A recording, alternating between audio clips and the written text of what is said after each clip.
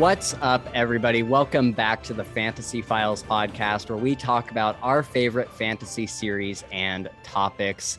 I am your only host today, Spencer, joined by the Princess of Grimdark herself, Holly Tinsley, and the master of voiceover and the painter of Warhammer, RJ Bayley. And we will be chatting about Holly's new book and RJ's narration of The Hand That Casts the Bone. Before we get into it, don't forget to throat punch those like and subscribe buttons down below and hit the bell icon if you would like notifications to go off every time we upload a video. You can also stalk us over on Twitter, you weirdos, where you can tell us how much you absolutely love and adore us or how much you hate us. It's really an obsession either way. For upcoming videos in the next few days after this one releases, we have a interview with Thomas Howard Riley, author of We Break Immortals, that's coming down the pipeline, as well as an episode where Gabe and I reflect back on our first year as a podcast, most likely laughing at how terrible we were at the beginning of all of this. We obviously still have a long way to go, but sincerely, a big thank you to all of our listeners and subscribers who have made this journey all the more meaningful. Well, usually we would go into a big introduction with our guests, but we've actually had them on the channel before where they did just that. I'll have those linked in the description and up above in the annotations. The short of it is that Holly is a SPIFBO 7 finalist and author of the Vanguard Chronicles, starting with We Men of Ash and Shadow. And RJ is an extremely talented audiobook narrator and voiceover artist, and the voice behind all of our favorite characters in Holly's books. So I guess in lieu of doing a big introduction, let's maybe chat about kind of what work and life has been like since we've last had you guys on, and maybe we can also chat about what we've been reading or watching on TV lately, as we usually do on at the beginning of our episodes. So, Holly, we had you on recently to chat with a bunch of other authors, but we didn't get to talk much about how things have been going as you've been writing your sequel and what it's been like going from the reception of We Men of Ash and Shadow and then going into writing The Hand That Casts the Bone. What has that been like since all that's kind of taken off? First off, I'm just going to say thank you for inviting me back. It's not often I get invited to somewhere twice, never mind 3 times. So it's good to be back.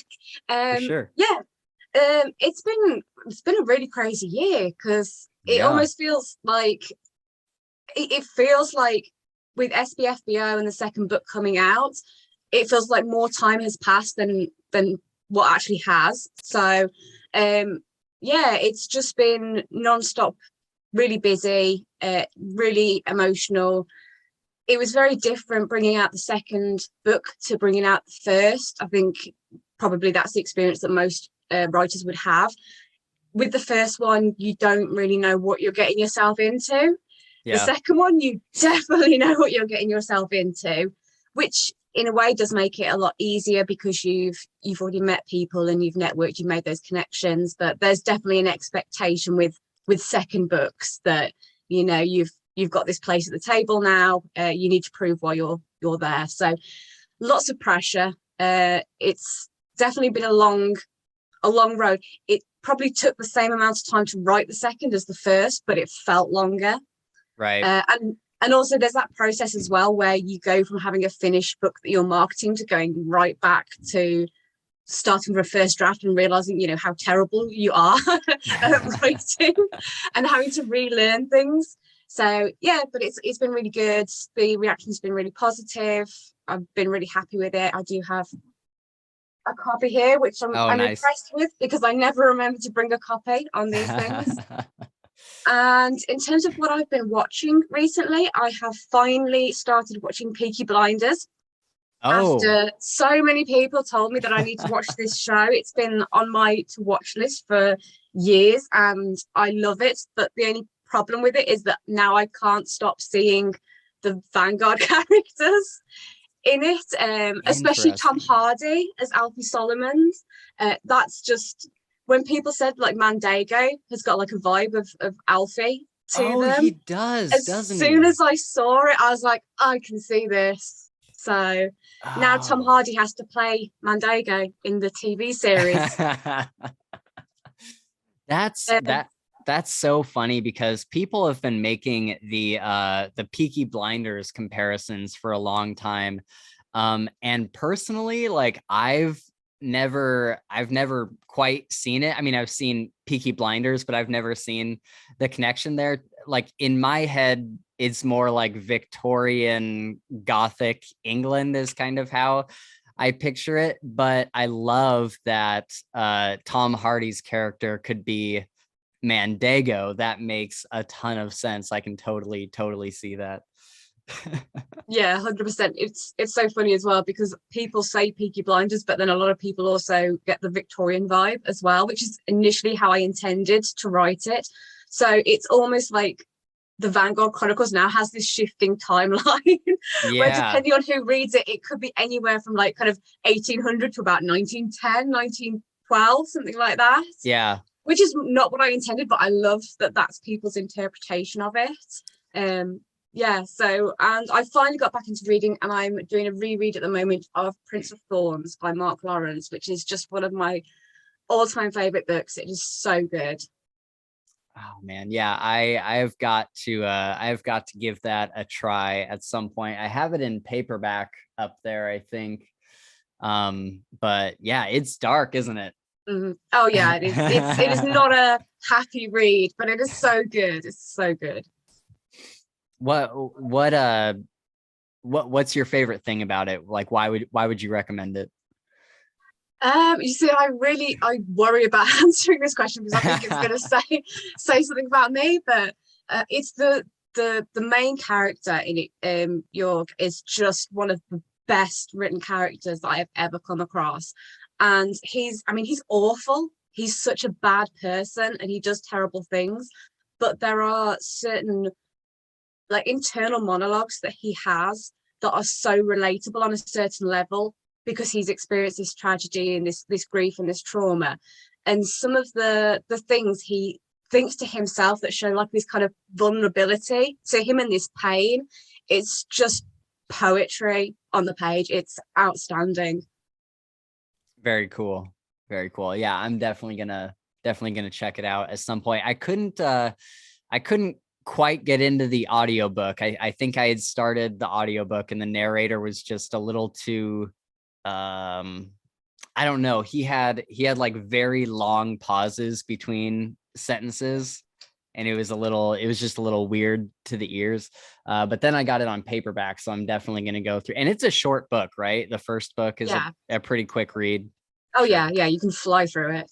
How many hours is that on audiobook? Do you remember? I don't. I would assume that it's probably like in the 7 to 9 area. Oh, that's good. I can do that. All right. So RJ, the last time we had you on, I think you had recently finished We Men of Ash and Shadow.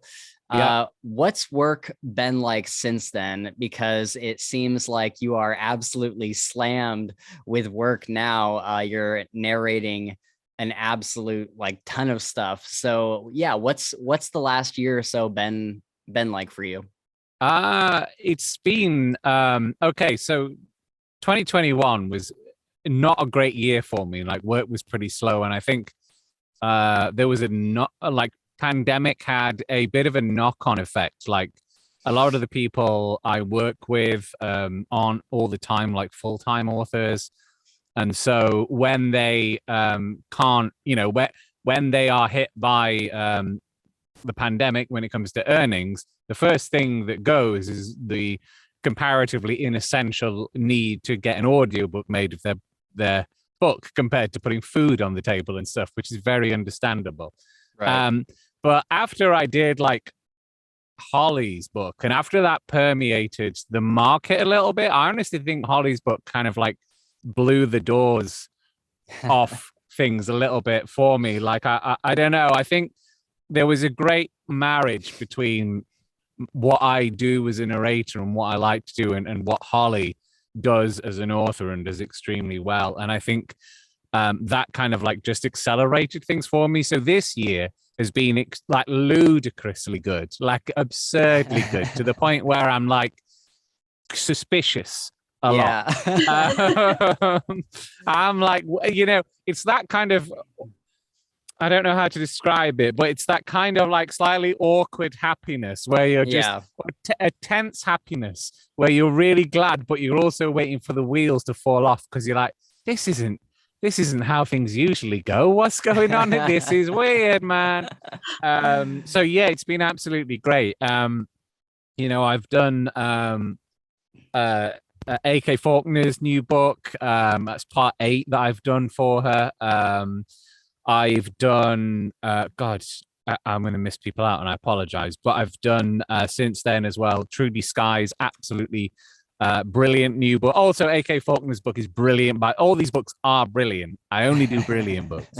But I've done AK Faulkner's new book. I've done Trudy Sky's brilliant book, the first in the Cruel Gods series, which I think you'll probably like quite a lot, Spencer. I think everyone will like it, but because you're a reviewer, and which is brilliant, called The 13th Hour. It's one of the most inventive fantasy landscapes I've ever visited.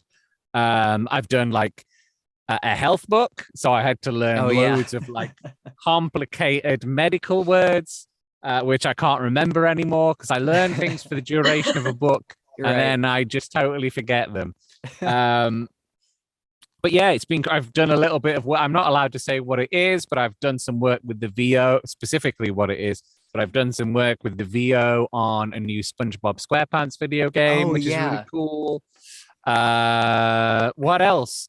I've got Stephen Savile's and Steve Lockley's new book coming, The Dragonbone Sword, which is like the first in a YA fantasy series called The Confessions of Pavane, which is a great name for a series.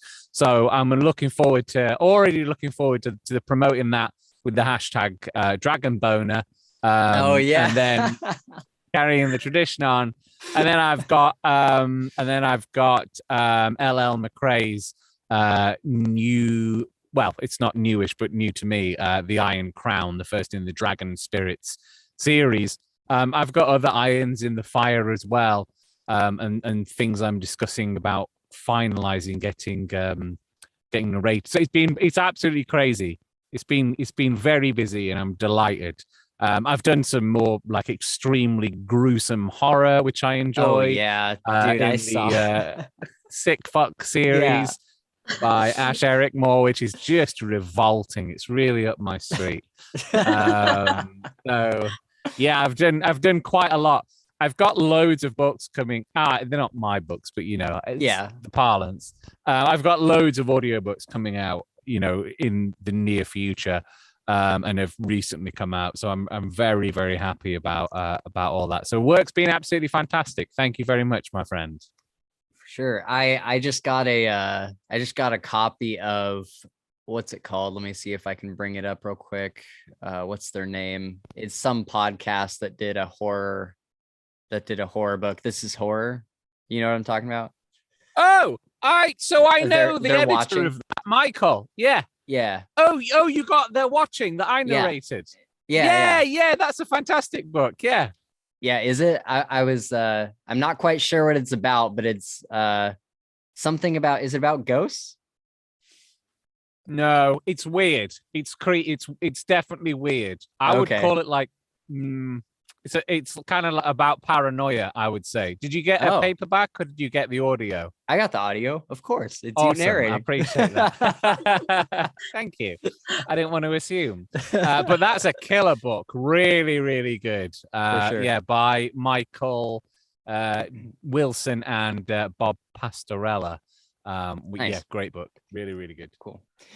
Speaking of horror books, have you heard of this book called Carrion Comfort by Dan Simmons?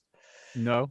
So I read this recently, and this is like, dude, it was like a 50-hour audiobook. No joke. It took me it took me over a week to get through, and I can usually do a 30-hour audiobook in like less than a week. And my God, dude, it was just so much. So it's basically about vampires. But they're not like the vampires that you would normally think of. They're like normal human people, and they can control other people's minds. And so, excuse me, sorry, listeners, by the way, I am getting over some sort of sickness right now, so I'll be probably coughing and sniffling a bit. But so these mind control vampires, they're just like normal humans that happen to have this power.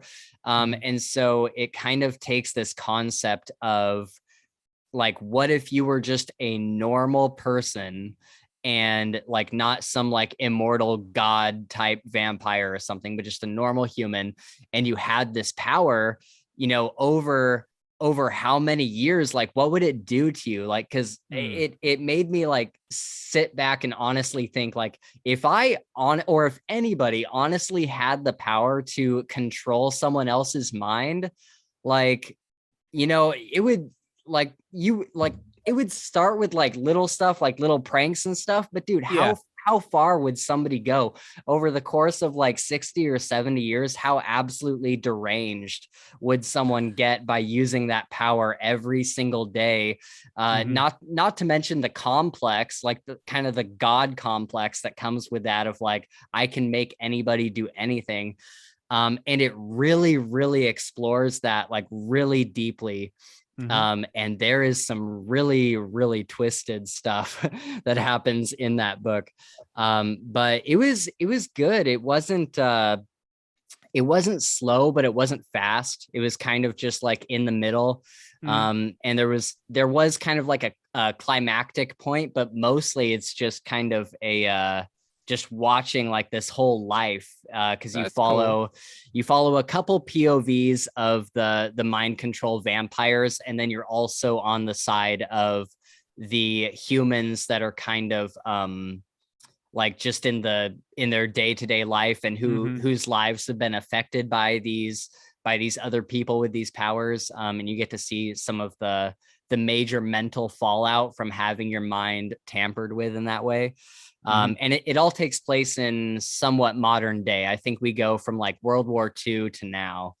And so, yeah, I would definitely recommend it if you want a long ass book. That thing was absolutely fucking massive. I was going to say, like, I'm just still reeling from the fact you just casually said, it took me over a week. Like, what? That's ridiculous. That would take me like 2 months. Yeah. Well, probably a year is more accurate for me. Really solid, concerted listening. Yeah, I don't know. I've really gotten it down to a science at this point. However, with physical media, do I have Thomas's book around? Thomas's book would be like a 40 or 50 hour audiobook. Like, it is just massive.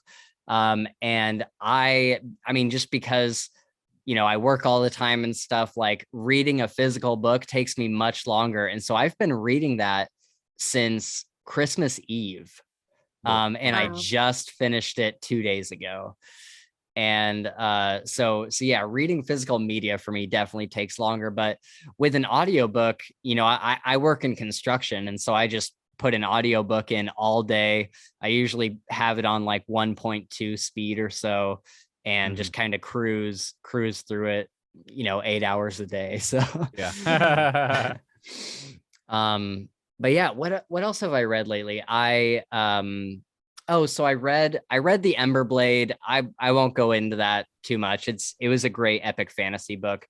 But I had finished The Ember Blade. I was like halfway through a work day, and I realized the book was coming to a close. So I had to like frantically look for some other audiobook before I had to be alone with my thoughts for 5 minutes, And so I randomly picked up this book called Web of Eyes. And I think that this is What's Sorry. that? I love the title. Yeah, it's really awesome. I think that probably anybody who's into fantasy would love this book. It's kind of I've kind of described it as, the comedies that have come out in the past decade or so, where there's like two people of completely opposite personalities and they have to go on some like road trip together and do some mission or whatever, and it's just really hilarious because they're so opposite. That's pretty much what this book is. And the it basically follows, there's like this really like stern kind of stick up his ass royal knight who has to save the kingdom. And the plot really doesn't matter. The plot is completely like insignificant compared to what you're really here for this book, which is like the comedy and like the relationship between these characters. Because basically the plot needs, or the knight needs to go into the dark woods to get the MacGuffin to save the kingdom, right? And there's a thief who has recently been arrested for stealing, I think, the crown or something from the king. And so the knight realizes that he's like the best thief in the kingdom. And so he goes and gets him out of jail so that they can go on this quest together. He's like, I need your help to get this thing back from the dark woods or whatever. Again, the plot is basic and doesn't matter. But the relationship there was so many times that these characters were on their journey and I was like crying laughing. Like it is so absolutely hilarious. And the thief reminds me a lot of a mixture of Locke Lamora and who's our favorite character from Umbrella Academy and Misfits, the tall skinny one. Is it Robert Sheehan? Yes. Yeah, Robert Sheehan. That's the actor. Yeah, I can't remember the character's name, but yeah, Robert right. Sheehan. Yeah, the thief in this book reminds me a lot of him. Like if this were a movie, like Robert Sheehan would definitely be playing this character. And so yeah, that's my big recommendation is if you need a good laugh, if you've been reading a lot of like heavier fantasy that you really have to think a lot while you do it, Web of Eyes is an excellent, just absolute comic relief hilarity. It's great. Sounds good. I'm reading a fairly I think, well, okay, so according to the intro by the author, it's fairly light and whimsical, and I usually read like grimdark stuff, and I've only just started, but it's Weave World by Clive Barker. You may have heard of the author, I don't know. Yeah, did a little series about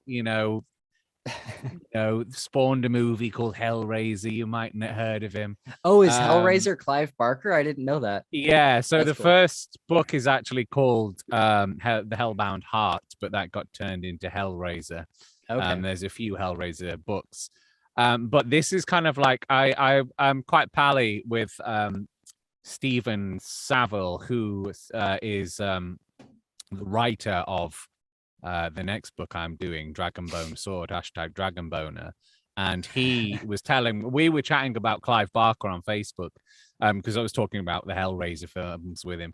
And he said that he considers his fantasy, Clive Barker's fantasy novel, Weave World, as his masterpiece, which is about, it's real people starting to have access to this fantasy world, which is actually in the real world is a tapestry, and you can see what's happening in the fantasy world in the tapestry and trying to get into the tapestry. And it's like kind of idyllic place so far. And it's about like memory, I suppose. And it's about trying to get back to an idea of perfection and the past and stuff. It's incredibly well written so far. The prose is amazing. It's one of those things that's like Bram Stoker. When I was reading Dracula, I thought Dracula was like, before I read it, I assumed Bram Stoker and Dracula was super famous because it invented the idea of the the modern idea of the vampire and many horror tropes. Right. And I assumed that the prose would be fine, but it's where the ideas were. But it turns out that Bram Stoker is actually also an incredible writer and writes beautiful prose. He doesn't just come up with great ideas. And I had that same experience with Clive Barker, who's known for his amazing ideas and concepts. But then to read it, I was like, oh man, this is like reading poetry. Absolutely incredible. So I would recommend that. Whereas not to, oh God, no. The difficult thing is like, if I want to bring up like a massive author, there's an extremely large author, and I'll probably never ever narrate one of his books, but you've probably already figured out who he is, but I won't say it just to be safe. But a lot of movies get based on his books, and they're quite scary. But he, I think, he has brilliant ideas, but the books I've read of his, I don't think the prose has been particularly sparkling. I see. So that, it's Stephen King. But whereas, whereas like with Clive Barker, I was like, man, this is like poetry. This is incredible. Very so cool. That's a recommend. Oh, and what I've been watching, as I know you asked that as well. Oh yeah, I've been like binging Marvel TV shows because I saw Doctor Strange 2 yesterday, which was amazing. Oh, So really? good. Okay. Have you seen it? Yeah, I didn't like it. What? I mean, the cameos and everything were amazing, but the general plot, I was like, do Marvel movies just keep getting worse and worse? I didn't like the new Spider-Man either. I mean, I liked what everybody likes from the new Spider-Man, the big thing that happened. But the rest of the movie, I was like, eh. So I don't know. I've never been like a big Marvel fan anyways. Like that's just not my thing. But I'm a huge Sam Raimi fan, and it felt like an extremely Sam Raimi film. Like it was it was proper bonkers, which I loved. Like it was extremely inventive, I thought. There's a certain sequence in there, a fight scene towards the end where I was before the big finale, where I was like, how did they come up with that for an idea for a fight sequence using that as a means of fighting and stuff? And it's, it's full of like zombie horror imagery and stuff, like, and it's very like classic horror tropes. Like I love it when they lean into the cheese, like when you see like the ground and then it's just a shot of like a hand bursting up through all that kind of stuff. Prosthetic zombie makeup with like your jaw hanging off, things like that. Yeah. So I loved it. I'm a huge Sam Raimi fan, and it felt like a Sam Raimi film because it was just bonkers. But so I'd like to say I see what you mean, but I don't. No, I like to agree, but he doesn't. No, I do think it was really cool how he added in all the horror elements, because I don't think I had seen that in a Marvel movie yet. All of these like various horror elements. There was even a jump scare with Wanda that made me flinch a little bit. And so I did really enjoy that. I just think I think for me it just comes down to like some of the dialogue. I'm like some of the dialogue in Marvel movies, I'm just like why? Like why? Pretty on the nose. But yeah, I was I'm actually a big fan of the character Moon Knight. So see, I don't know anything about this. I think I liked him. There was a series out when I was starting university, which was really cool that I enjoyed. So I got into him. But I was watching the Marvel TV shows in order, but then Moon Knight came out. So I was like, nah, sack that off. I'm watching Moon Knight. And I really, really enjoyed Moon Knight. So I would recommend that. Yeah, I'm hearing a ton of praise for Moon Knight, but I watched the trailer and I still wasn't quite sure what it's about. Can you give me kind of a rundown on who this character is? Yeah, so he is like the avatar of the Egyptian god of the moon, but the Egyptian have Khonshu, but the Khonshu is also the protector of travelers at night as well. So he is his like, and he's also like kind of vengeance as well. So he becomes this warrior for the Egyptian moon god, who is actually in it and talks to him to protect the warriors of the travelers of the night. But also he has like two personalities that aren't aware that they both occupy the same body, which are radically different. One's like an American mercenary who's like total badass, and one of them's like works in a gift shop in the London Museum and is really timid with a Cockney accent like that. So, and Oscar Isaac does a great job, like these two personalities that switch between themselves. So that's a lot of fun. Yeah, it's really good. Okay, I'll definitely check it out. That does sound really, really interesting. All right, so I want to throw it over to Holly for a minute, kind of getting into our general spoiler-free chat for all of this. So RJ mentioned that you guys have never done a Zoom or voice call before, but that you guys do have telepathy. So how do you guys get these audiobooks made? We do it purely through the magic of our telepathic connection. What happens is that whenever I have a new book that needs recording, is I go outside under the light of the full moon and I just think really hard, somewhere up in the wilds, RJ just gets this beam of a message, but somewhere on the other side, RJ is just howling at the moon, and this is it. This is exactly how it happens. No, it's so funny because I think until you mentioned it the other day, it hadn't even occurred to me that we had never actually done like a Zoom or like an actual telephone conversation. And I think the main reason behind that is that when RJ approaches a new author and he's ready to start working with them, he's so organized and meticulous in his process, which is great because I'm not at all in any way. But everything that I needed to have in terms of being able to prepare for RJ to do the characters and the voices and to understand who they are was just laid out for me from the get-go. So that really, really helped with the process. And I think I don't want to make assumptions here, but I think it's safe to say that just on a kind of a personal level as well, I think we do click in the way that we think and the way that we see these characters. And I think that's a massive part of it. And I think just to kind of backtrack earlier as well to what RJ was saying about, how fantastic his year has been and how busy he's become. I think a large part of that is, yes, he is just amazing what he does, but also the RJ's personality and the way he is and he interacts with the authors that he works with, not just me, but everyone else, like on social media and like on Facebook and through the live sessions that he does. It's almost as if, I hate to use the word because it kind of almost detracts from the artistry of it, but it's almost like RJ Bayley is now a brand.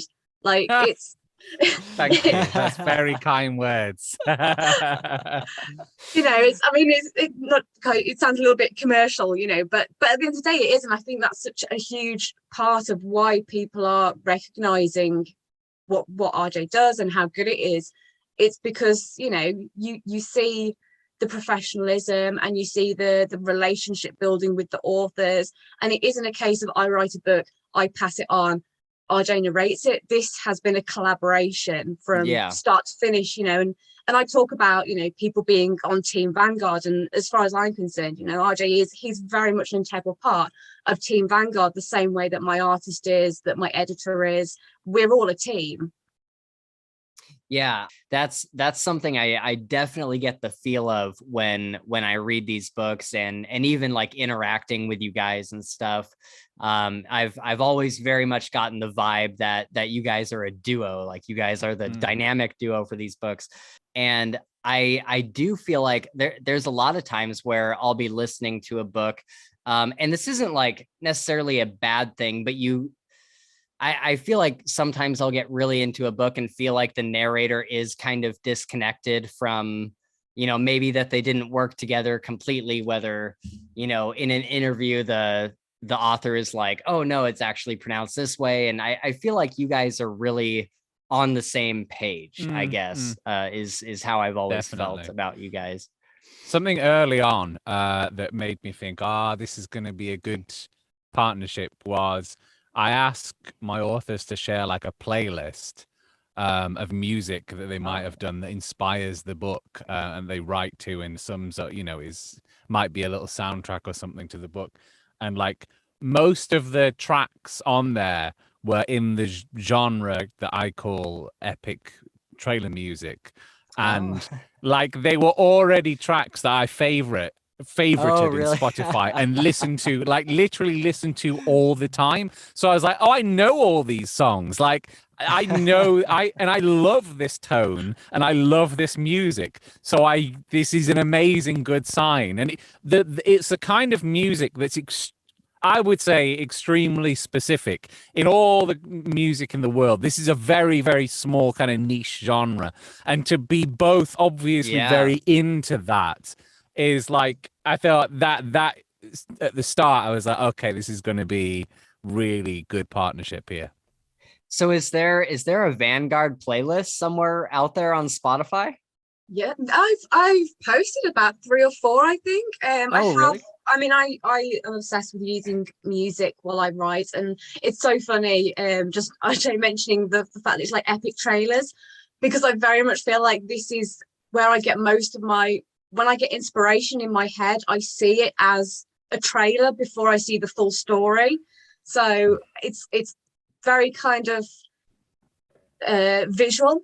And I think music really helps with that. But each of my characters has their own theme, like song that I listen to when I need to write about them. I have like different cities have different music. There's like generic ones for like the first book. There's ones for the second book. But I think I've linked them on like Twitter a couple of times, and people really like. And I had my own song written as well, which was really cool. I had an original song written for the first book. One of the local artists to me, she did an absolute epic. I don't know if you guys remember the band Evanescence with Amy Lee. Yeah. She's got that kind of vibe to her, and she did a song for me, and that was just like the coolest thing ever. What? How have I not seen this? I'll link you to it. I'll link you to it for sure. So I'll have to check it out. That is awesome. I definitely need to check out these Spotify playlists, especially if every character has their own theme. That's a brilliant idea. That's a great way to kind of convey what the overall feeling of a certain character is. That's got to be really good for RJ, I would imagine. Yeah. So like when I heard Vanguard is Funky Town by Lip Sync and Tarin is it's most of Steps back catalog actually. So yeah, it's just seems so suitable to it all. Yeah. No, it's super useful to me. Yeah. It's really good. Sometimes authors don't send me one, and it's one of the more recent things I've started doing with authors, but which is fine if they don't. If that's not part of their process, that's totally fine as well. But it's just one of those things that really helps give me as much, because I want to be, while I do, I don't want to sound like a wanker, but like while I do like believe that my artistry brings something to it, and it is a valid kind of like, I don't feel like I'm just there to read the story. I'm there to make creative decisions in translating this story into audio, and make it like the best piece of audio artwork I can. I often describe it to my authors or clients or whatever as like it's a movie adaptation, and I'm the director and you're still the writer. Nice. But I also want to do it as faithfully as possible to how the author intended it to be. So like that's why I find it important to gather loads and loads of information before I can put it on the screen. Because if, again, to use the movie analogy, I would want it to be like, say Dune, which I think is very faithful to the book, and all the better for it, but it's rather than something which is loosely inspired by the book.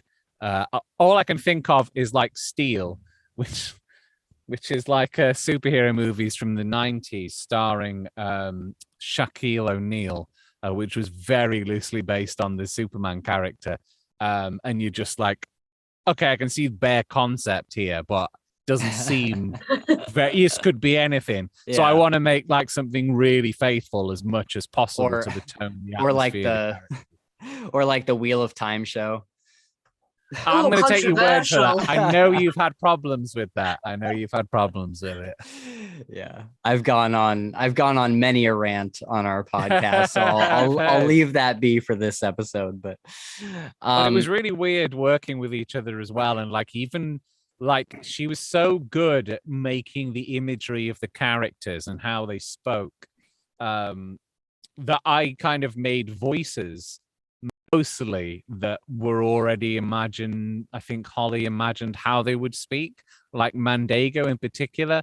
Ironically, I think the one that was off was Vanguard. You didn't imagine Vanguard to speak in the voice that I gave him, did you, originally?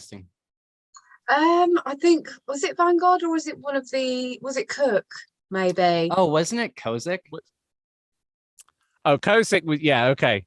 Kozik was the Russian who was originally going to be Turkish, but it just seemed like, well, he's General Slavic, I suppose, is the accent I've given him. But that cat came from him saying I am the bear and stuff. Yeah. And also, I'm not as good at a Turkish accent, so I was like, well, I want to do something that people aren't listening to the whole thing going, oh, it's a bad accent. Right. Oh, God, yeah. That's grim. No, I love Kozik's voice. But she was able to create such a strong impression of the characters in my mind that it just told me what to do. It's almost like literally being told, this is how the character speaks. It was absolutely amazing. And I think a lot of that comes down to something you'll touch on later, I think. So I apologize if I'm jumping in. Oh, jump around, please. Okay. Well, that's another one. That was Holly doesn't write really at all using voice tags, dialogue tags. Oh yeah. And and instead of like just saying he said, she said, they said, she puts another bit of information about their body language, how they're reacting, what they're thinking at that moment, and it adds extra information to the reader, which is very useful to me because it's another insight about how that person is reacting rather than the fact they've just said something. So I found that very useful as well. And that really helped me build how the characters were talking too. Because if someone was scratching their ass while they were talking, I knew how to, I knew they would to say it as though you're scratching your ass, however that might be. He's very method when he does these things. Yeah, he does actually scratch his ass. Yeah. Full method. Yeah. I've stabbed people and everything. he just has a mannequin that he's like got back there. That was something that I actually, and I don't know why I didn't notice it, but I didn't notice it until you mentioned that a couple months back was that Holly always has kind of like either an action or something else that kind of follows whatever's being said. And I absolutely love that. And it's actually made me pay attention to how a lot of other authors do it too. Because I think that I don't know why. I think it's just something my brain kind of skips over when I'm listening through a book. I'm not really paying attention to the dialogue tags that much. And there are a lot of really creative ways to get your dialogue across. I just ran into one I can't remember what it is, but I just ran into a really interesting one in a book yesterday that didn't have a dialogue tag at all, but you still knew exactly who is talking. And so I guess, Holly, is this like a just kind of a stylistic thing for you? Is this something you do naturally? I mainly did it to try and make RJ's life more difficult, but it clearly backfired. No, it is. It's very much. It's a style choice. It's a personal choice. I dislike dialogue tags. There's nothing wrong with using them. It's an entirely subjective thing. Sure. So I do try to minimize the amount that I'm using. The other part of it was when I first started writing. I can't even remember who said it, but I remember reading something that said that if you're writing and your imagery is strong enough, you should never have to say who is speaking. The readers should just be able to tell from what's going on. And I think when that was said, what they meant was to use dialogue tags sparsely and to try and do this occasionally. And I just sort of went, right, challenge accepted. I never use a dialogue tag again. So but yeah, I mean, I do use them where I have to. And I think I did notice in the second book I probably use them a little bit more than I did in the first, but I also think it's because in the second book I've got a lot more scenes where there's multiple characters, whereas the first one, it tended to be very much one-on-one conversations, which was obviously a little bit easier to manage. But yeah, it's purely just a taste thing for me, really, with the tags. It's very cool. It did actually make my life harder as well. In the post production part, that's how I discovered it. Because when I can't remember, well, was it no, it's like during the production actually. Because sometimes if I've forgotten how a character speaks, how I did them earlier, I can always go. I just type in such and such said. Or said such and such, and I just scan, Control F that, find it in the document. And then and then I find the file and I'm like, okay, that's how I did the voice. So he did actually make it a bit harder for me because that's how I found out that there were no dialogue tags. So I was like, what do you mean there's no Vanguard said? What do you mean there's no says Hector? Like, what? Well, this is what I do, just throwing out challenges, left, right, and center. Yeah. I actually have a question that kind of jumps off from that, RJ. Is it difficult to do a book with so many distinct voices like We Men of Ash and Shadow, and then go on to do a bunch of other works and then come back to that same series? What was that like, coming back to the Vanguard Chronicles after kind of crafting all of these voices in the first book? Yeah, it was a bit scary coming back to it because I decided to just really, the book just compelled me. It wasn't even my decision, but the book kind of just compelled me to just go all out on the voices. Yeah. Because it instructed me pretty much how Sanquin would speak because of how he was brought up. And also from what Holly wrote as well in the prep document, I asked for level of education of a character, where they were born, just other, words to describe them, things like that. And they were such, distinct characters that it just compelled me to go really all out on a lot of them, especially Mandego. So, yeah, it was quite worrying coming back because I was really quite pleased. I hate to say I'm proud of something. I feel so weird saying it, but I was quite proud of what I'd done with We Men of Ash and Shadow. So I was quite nervous to go back and try and create these voices again, like Mandego in particular, like Sanquin. Vanguard I can do. Some of the, more what I would call normal voices I can do, but it was other ones that I was quite nervous about going back to and getting the cadence right and getting the exact sing-song, Cockney, semi, almost like laughing / sneering / snarling Mandego kind of voice right, and that upper class, simmering under a veneer of calm of Taran and stuff like that. So I was quite worried about going back, yeah. So I did, go and listen to the previous. I always do go and listen to the previous books, but obviously I went back and made notes of how I was speaking, and then made references to the previous book all the way through. So yeah, although what's his face, the commander kind of guy, the leader of the resistance, what was he called again? Oh, Big character. Oh, yeah, no.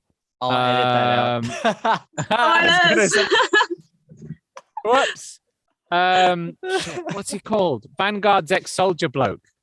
Oh, Friend. Sanderson. Oh, you know what? He there's this Cook. That's it. Thank you. Sorry. I forget these really big character names. I apologize. But Cook, I was nervous about going back because he was like something more subtle I did and nuanced with my voice. So I wasn't sure if I could do something nuanced. On the other end of the spectrum, if you go really OTT with a character, as I like to do, then it's easy to it's like flicking all of the switches onto maximum. Right. Whereas if you have got a few dials that you fiddled around with and on specific settings, then it's harder to get the exact settings back again. Right. That makes a lot of sense. It was quite intimidating, but hugely rewarding to do it again. And luckily, Holly didn't say that's not how Mandego spoke, so I got away with it. I think they all sounded perfect. It's been a couple months since I reread We Men of Ash and Shadow, but I thought they all sounded nearly identical. And I think you mentioned how Mandego kind of has this cadence to his voice, this sing-songy, and so does Taryn a little bit. And when I was reading the physical copy before the audiobook came out, there is absolutely no way that I could have read Mandego's lines any other way, that like your voice was just like in my head of like the exact I could totally picture like the exact like times where his voice would like kind of sweep up during each of his sentences, and so that's just that's just how well you've done that character, is that it's stuck in my head that well. And it makes me curious, Holly, so with all of these characters that have very distinct voices that you got to hear once the first audiobook was finished, after listening to We Men of Ash and Shadow however many times you have, did the way that RJ the way that he's done these voices, did that influence how you wrote their dialogue in the second book? Because I'm sure you had all of these kind of character voices in your head while you were writing, right? Yeah, see, this is the thing now, is I can no longer write in my own voice because whenever I'm writing, it's just I just hear RJ's voice at this point. Yeah. I don't even have to write like fantasy. I could be writing my shopping list before I go to Tesco. Makes everything really epic and exciting. But, I wouldn't say that going from the first narration of We Men to writing the second book, that there was a huge amount of change in the character's voice, because prior to RJ taking on the first book, I'd already mapped out quite a lot of that character development. So I had a very good idea of where it was going to go. I would say, however, that having listened now to both this one and the second RJ book, there are things that I'm bringing into the third book, which are very much from the way that RJ has represented the characters, and certain characters in particular, which I will go into when we get to the spoiler bit, because they're new characters and I don't want to ruin anything. But there's definitely elements of certain characters where it wasn't that I didn't know them as well. I think there wasn't as much finesse to who they were. And having heard the way RJ's kind of interpreted them, I now have a much more defined idea of what they look like, even down to the way that they move and the way that they would stand. And I think that speaks a lot for the level of performance that goes into the narration. So yeah, I think certainly from the second audio book, there'll be a few little character tweaks and changes and things. And And I think I'm one thing to mention as well, because I don't want it to just seem like we're saying like, oh, you know, this whole process was fantastic and we never disagreed over anything, because obviously, you know, creative people are going to disagree over things. The fact of it is that RJ has been doing what he does longer than I have been writing. He knows his business better than I know mine. So even though I very much appreciated the being true to the book and you know, really trying to pay homage to who I'd written, I also appreciate the fact that if there is an idea that RJ has, or he gets a certain sense from a character, he will obviously tell the author that and explain it and kind of get you to see it from the perspective of somebody who's doing this as an audio piece rather than a written piece. Because I think this happened with Henriette, didn't it? Originally, you sent me Henriette, and I was a little worried that it was a little bit too brassy. Yeah. But I think we got to the point where I had so much trust in what RJ does and how well he knows his business that we agreed that we would go with RJ's vision of Henriette's voice rather than mine. And it absolutely worked out, because Henriette's character in the audiobook is just so on point for who she is. So I think it's that little bit of, you know, again, collaboration and kind of meeting in the middle. Yeah, I appreciate that. Thank you. That's amazing, Anna, to know that some stuff has crept in. That's honestly, well, lovely. Thank you so much. You can be the first person in history to be able to say that Holly Tinsley said I was right and she was wrong. I think I just have a couple more spoiler-free questions before it's about time to get into spoilers. A couple just, I guess, less fun logistical questions. What are the sales like between the US and the UK? Do you see more activity from the UK or more from the US? I'm curious. For me, it's more in patterns. So I have noticed that I'd say overall, in terms of steady sales, it's probably more UK. Whereas I definitely, the minute there's like a promo or a sale, like the US crowd, they're just in on that like straight away. Yeah, it's kind of hard to define really, because I think I get a very even balance of both. I think I tend to probably get more from the US purely because I think a lot of the marketing that I do coincides with, like, you know, I did like SBFBO and things like that. So they have a huge kind of US audience for that. But yeah, it's kind of hard to define really. Okay. Interesting. And I don't know. I don't look. I'm just like, yeah, that's good. I just see money coming in and I'm like, good. That's it, yeah. As long as it justifies Holly hiring me again to do another one, then I'm happy. Yeah. Very good. And then of course I would be remiss if I didn't ask the question that everyone probably wants to know. When are hardcovers going on sale? Will we ever get hardcovers? Do you know what? I don't want to say never, but it's not something that is on my radar currently. Right. I just have so much going on at the minute.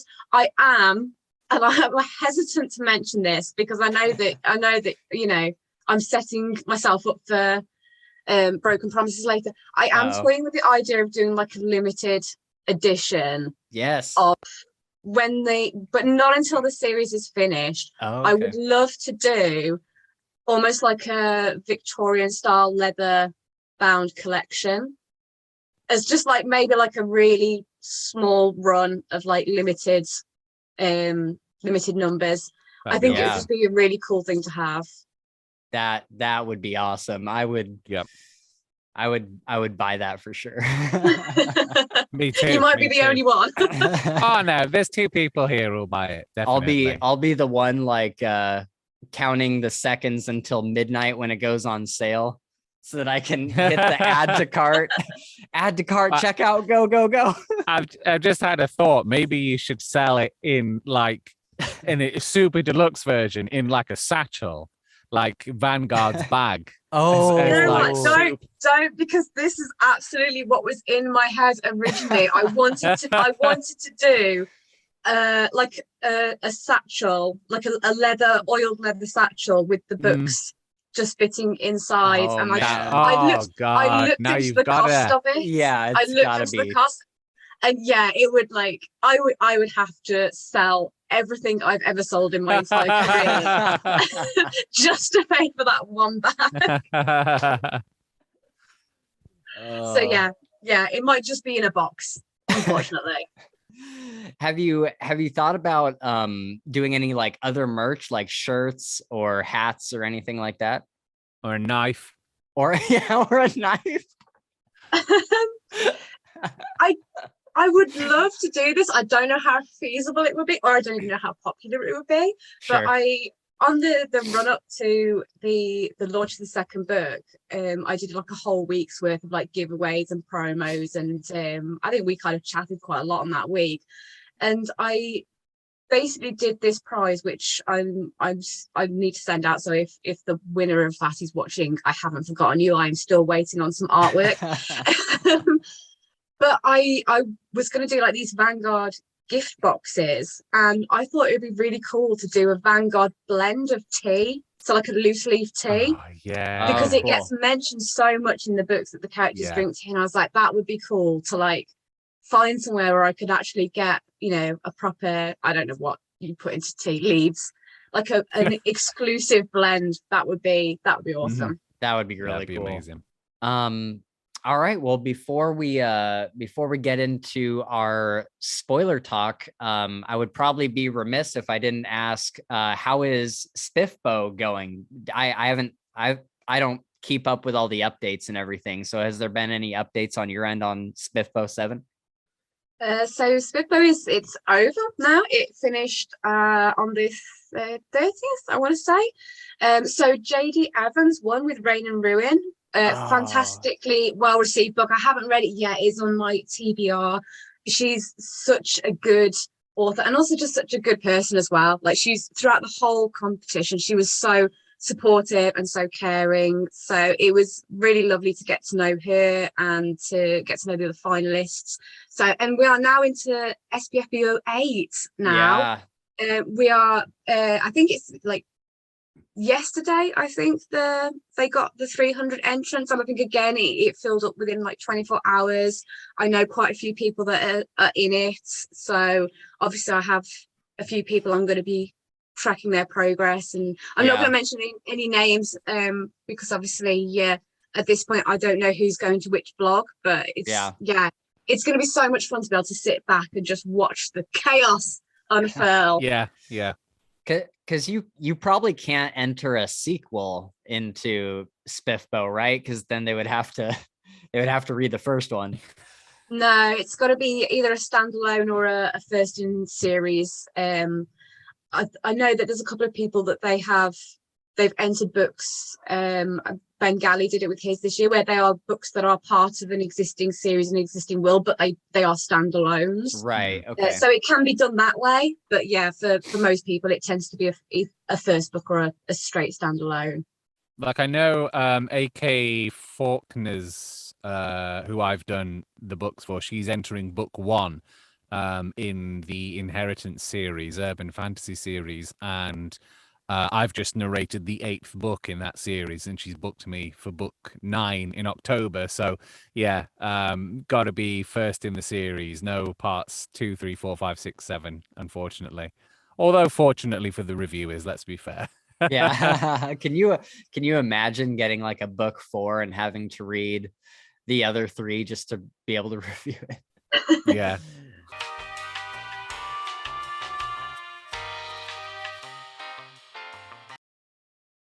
It's the star of the book.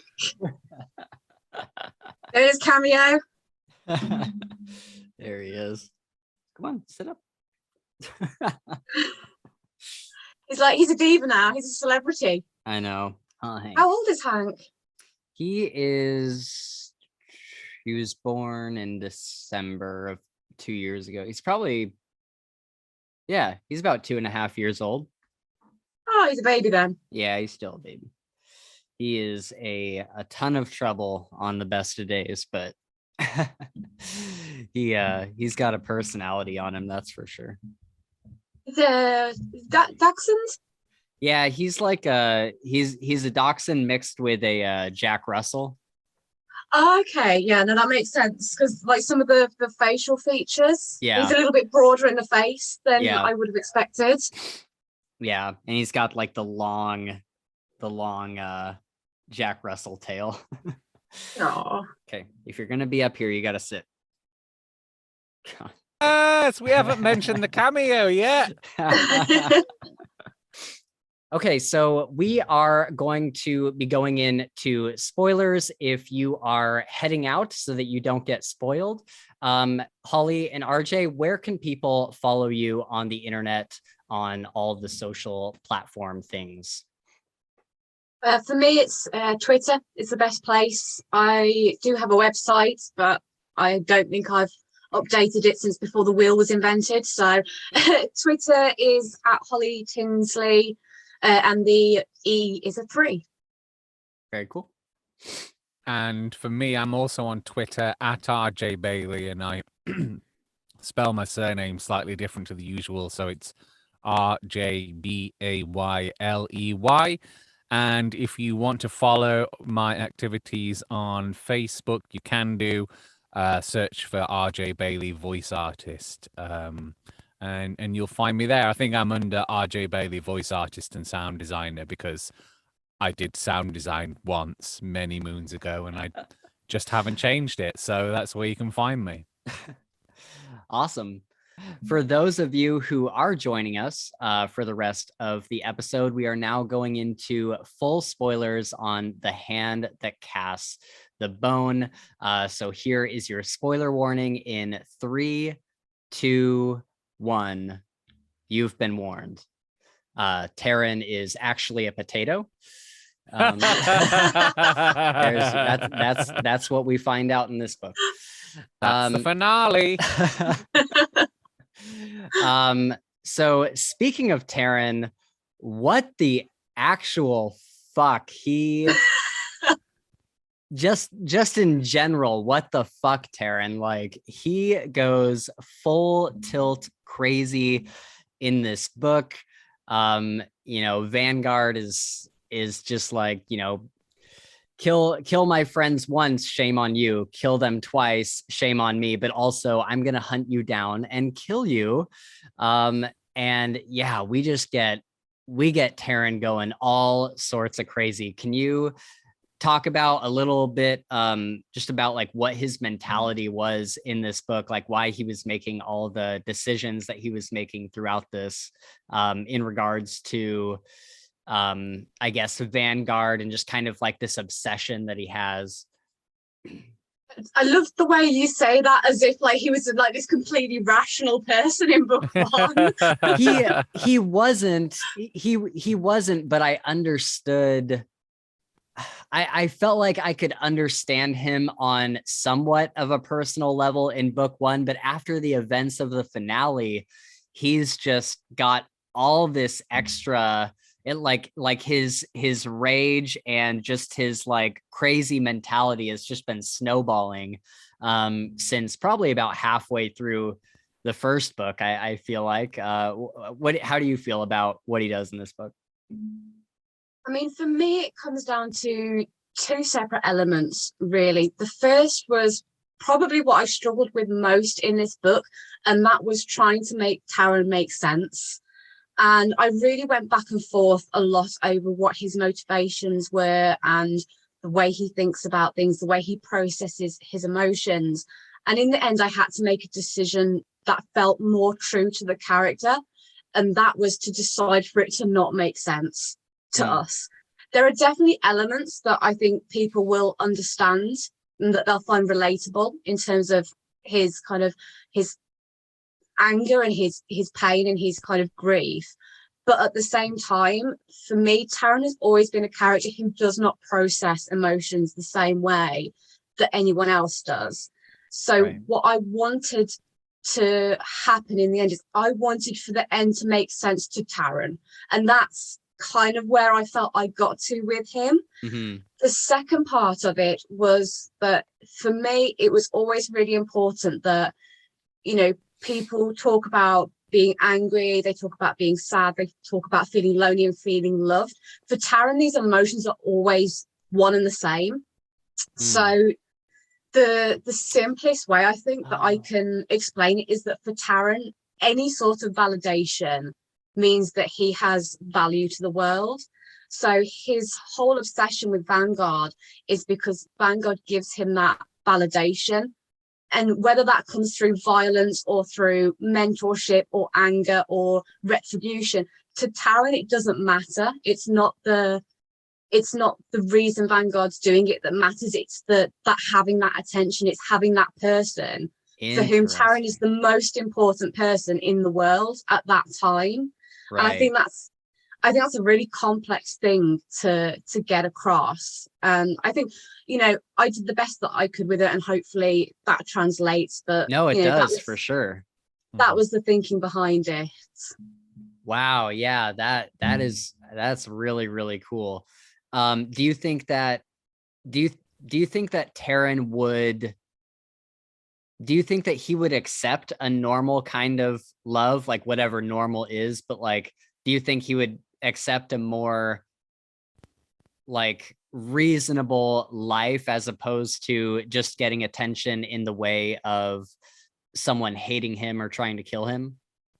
I mean, for me, certainly at some point in that character's life, there would have been a time where he absolutely would have been redeemable through someone just having that positive relationship with him. And if I go back to like the first book, even in the first book with Paulette, there is an element of Taran genuinely wants to have this relationship. Yeah. He wants to feel that he can trust someone and be loved by someone. But I think it's just got to the point where, that window has closed for him. That time has passed. I felt like he was like very performative. He was like going through the motions of having a standard life, your normal life, like you were saying, Spencer. And then it just was like he just couldn't get on with it. And I felt like there was a moment where he was just like, why pretend? This isn't the relationship I want. I'm just not going to pretend anymore. Like, and I'm clearly right. This way is perfectly fine. Like, and I actually, this normal way of life is stupid. Like, it's shit. It's unfulfilling. So that means that everyone else is stupid and shit and unfulfilled, and they don't do anything. What simple beasts they are down there. He's literally elevated above them on the rooftops, literally looking down upon the people and their normal lives. Oh shit. And he's just like, look at all these stupid ants, like going about their business, not realize, just fulfilling these roles. I've tried it. And if I think it's shit, then it clearly is shit because I know best. Yeah, I think you've just hit the nail on the head there completely. In that with Taran, it's just this constant conflict between somebody who is so insecure and so kind of put down by the world and made to feel like he means nothing to anyone, and yet at the same time has such a superiority complex, and as RJ said, elevates himself above everyone else. And it's just like those two elements just are in constant conflict, and they just can't work together. That is brilliant, having him on the roof. I never put two and two together of how he's literally looking down on people from his rooftops, because that's like his favorite place to be. Dang, I really like that. I have a little bit of a question about Taran. I think I didn't ask this in the other episode because I thought there would be an answer to it in this one or in this book. So what was Taran's so he was like this beautiful child, right? And then as he grew up, people started being like, it was extremely like distasteful to be like in his presence or whatever, right? Like he became less and less beautiful to all these people. And I'm wondering, did that have something to do with his ability, or was it just like that he just grew out of being this beautiful child. I had kind of assumed that there was some sort of supernatural reason why people felt kind of a little bit like repulsed by him as he got older. Do I have that right? I really wish that I had thoughts in that much depth about I mean, to be like really basic about it, is just he's just a little bit creepy. Yeah, okay. Is the main thing. But I think it's more that one thing I've really wanted to get across, and I've mentioned before, was this whole nature versus nurture element to Taran.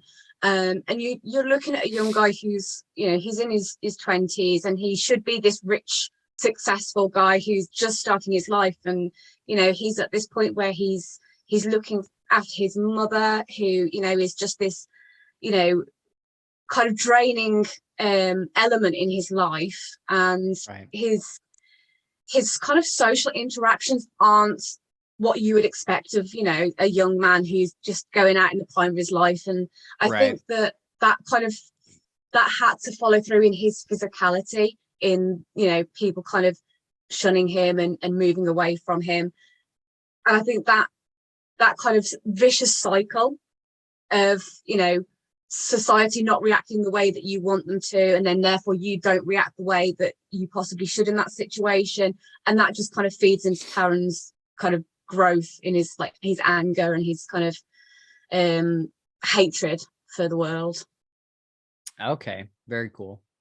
So yeah, so Taran is gone now. How do you feel about that? Was this always the plan for Taran to be around for a couple books and then die, or was this something that kind of got decided during the writing of this one? This was the biggest decision I had to make for this book, and I went back and forth over it so many times, not just in terms of should I keep this character or should I not keep him, but also the way in which his exit should be put across. And I think for me it was always going to happen. I think I had a little bit of doubt because in the first book people reacted to him in a lot stronger way than I had anticipated. Which way? Which end of the spectrum? Good or bad? People really liked the character, so I did wonder if I was making a mistake by getting rid of him in the second one. However, this works for, you know, George R.R. Martin, so no reason why it can't work for me. I think the main thing for me was who it would be in that final scene with him. There was so many variations. You know, there was a variation with Carmen, there was a variation with Cook, there was a variation with Cossack, and wow, you know, they all had pros to the way that it played out in terms of the greater story. But I think in terms of being faithful to the relationships, it was never going to be anyone else, was it? Except for Vanguard. It has to be Vanguard. Yeah. I see their relationship as kind of like Batman and the Joker a lot, in the way that the Joker often is shown as being like reliant on Batman and almost in love with Batman, and like two sides of the same coin, and like one can't exist without the other, and Joker's obsessed with him. And the Joker also thinks, you know, he also thinks, Batman, you couldn't cope without me. We're meant to be together. Right. At the end of the second book reminded me a lot of the bit in The Dark Knight where the Joker's hanging upside down, where he's being captured, and he says, like, you and me are destined to do this together forever. Like, and I was like, that it gave me a similar feeling to that. Yeah. Especially because this is Taran's last one, and I knew, you know, for entirely different and more unfortunate reasons, it was Heath Ledger's last one. It was kind of like a very you know, it grieved me that Taran was going to go down, and or knowing that Taran had gone down after I'd just read it, it really grieved me that relationship was over. because it's like Batman losing his Joker to me. And but it also makes me very excited to see what physical threat is going to be to Vanguard going forward to take the place of, if indeed anyone does take the place of Taran. But also what I think is what makes it the right decision is I think it's the main, there are many things that does this in the book, but I think it's the main thing that stops it having second book syndrome, middle part syndrome, where so many series have, say, a trilogy has a middle part where like it can almost feel like just filler because no characters are introduced, no one dies, importantly, and it's like something you pass through to get to the grand finale. Whereas with this book, obviously Henriette goes as well, which is really sad to me.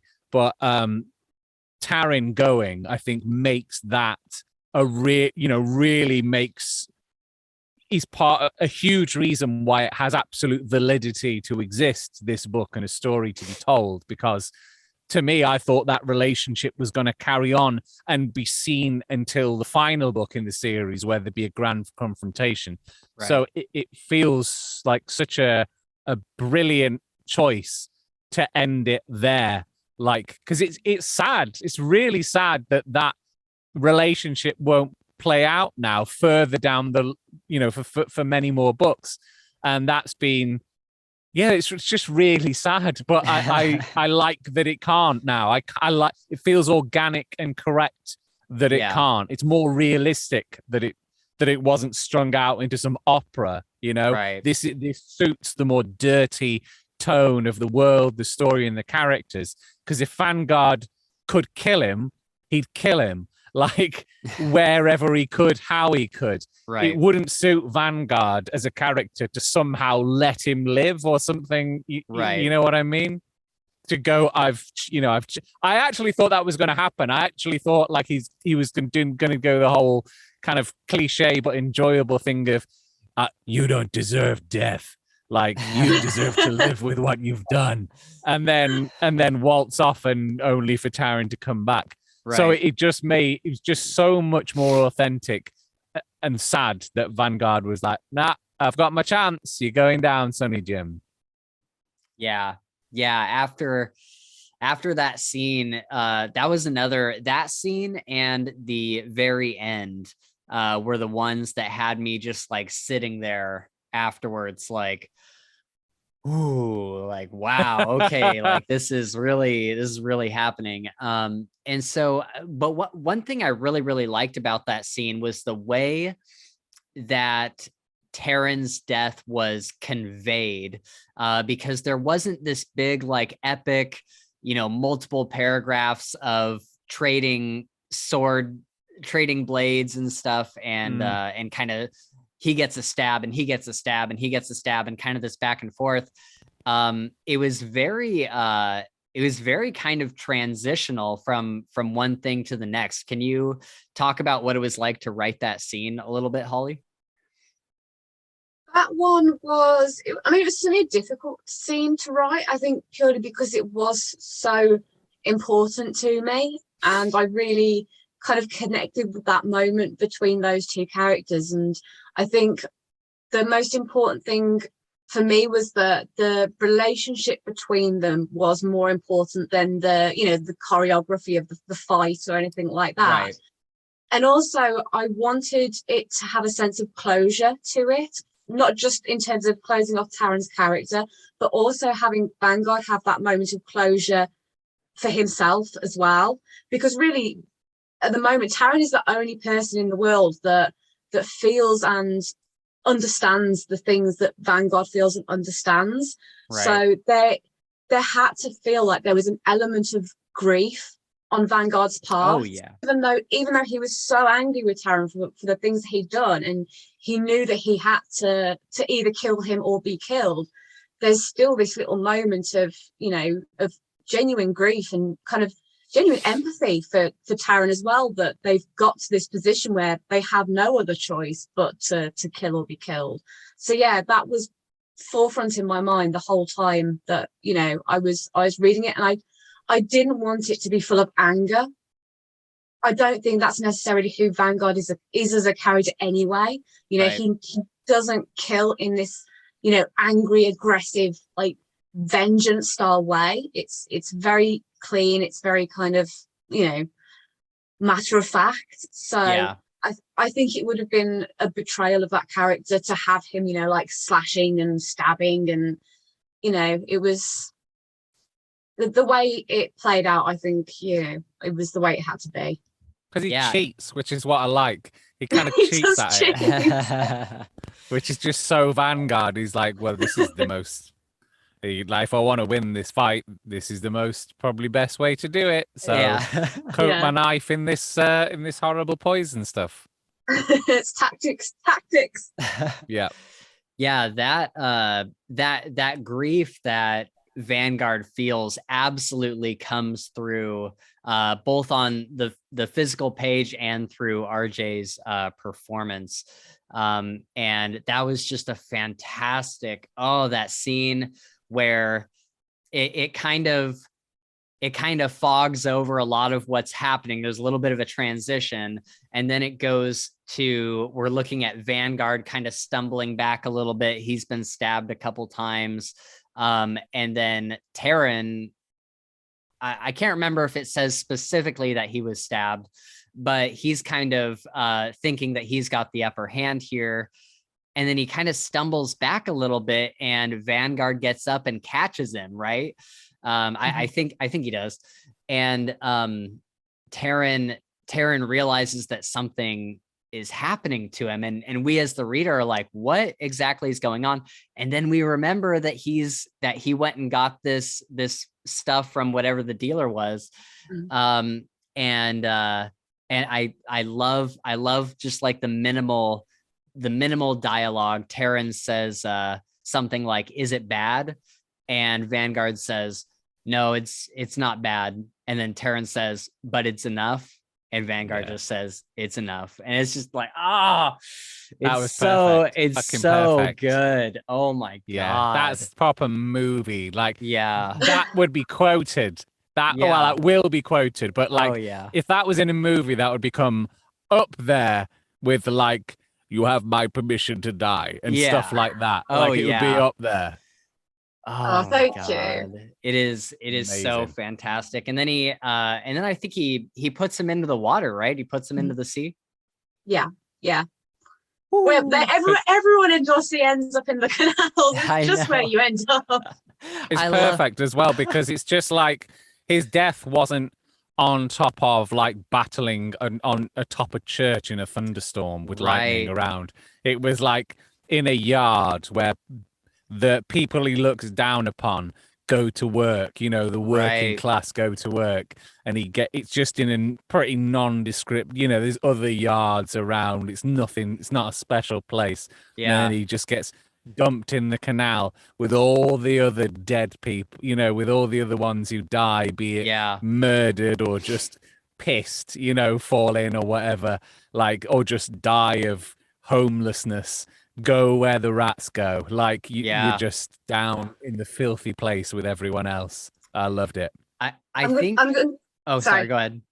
No, I'm going to sound so cliche now, but as a writer, I have this real obsession with full circle moments. So I love the whole idea of something ending where it began. So with Taran, because the first kill that he made, which was his own father, because he drowned him in the canal, I really wanted to have that poignant moment of that moment when Taran killed his father was really the birth of the Taran that he became. So to have Vanguard, who he saw as a father figure, put him back into that water was just such an important thing to have in the book, to like give that character that closure. So good. Oh shit. I am just realizing that is so good. Oh my God. Some of my favorite scenes in the book happened in that yard next to the canal. And it's very indicative of the cover design too. So my other favorite scene, besides the one where Taran dies, is where Taran he kind of shows up in front of Sambray, and Sambray has been kind of peacocking about in this this yard that he owns now, or whatever, that he took control of, and he's like, and this is mine, and this is mine, and this is mine. And Taryn has an incredibly cool scene with him where Sambray is walking along the canal, and Taryn shows up, and he is just like not worried. He's not worried about anything Sambray is doing, and Sambray's got this pistol, and it says Taryn took stock of the pistol and wasn't worried about it. And just everything that he has kind of going back and forth with Sambray is just this very like calm, collected, like in full control of the situation. And then Sambray's asking like, who sent you? And guessing the other two crime lords, guessing the other two crime lords that may have sent him. And Taryn just says, neither, but you can keep guessing if you'd like. And I just love this absolute calm. And then after Taryn kills him and puts him in the water, and then it says, and Taryn was confident Sambray would have felt a lot better about his death if he'd known his body had been cast into the water right next to the sheds and warehouses he took so much pride in. And I love that so much, because we had just gotten a whole bit about how like Vanguard is like, why is he so like prideful about all of these like shacks that he owns now? Mm-hmm. Now that you know you're somewhere where you can talk full spoilers, do either of you have any like spoilery stuff you're itching to talk about? We've noticed on the podcast that authors don't often get to go into full spoilers on their books, and so usually when they come over here, they're like, oh, it's the first time in a while I've been able to talk about this. So is there anything that's on either of your guys' mind that you would like to talk about from what happened in this book? I'm going to give RJ an opportunity to talk first on this one. Okay, I really like Henriette's goodbye.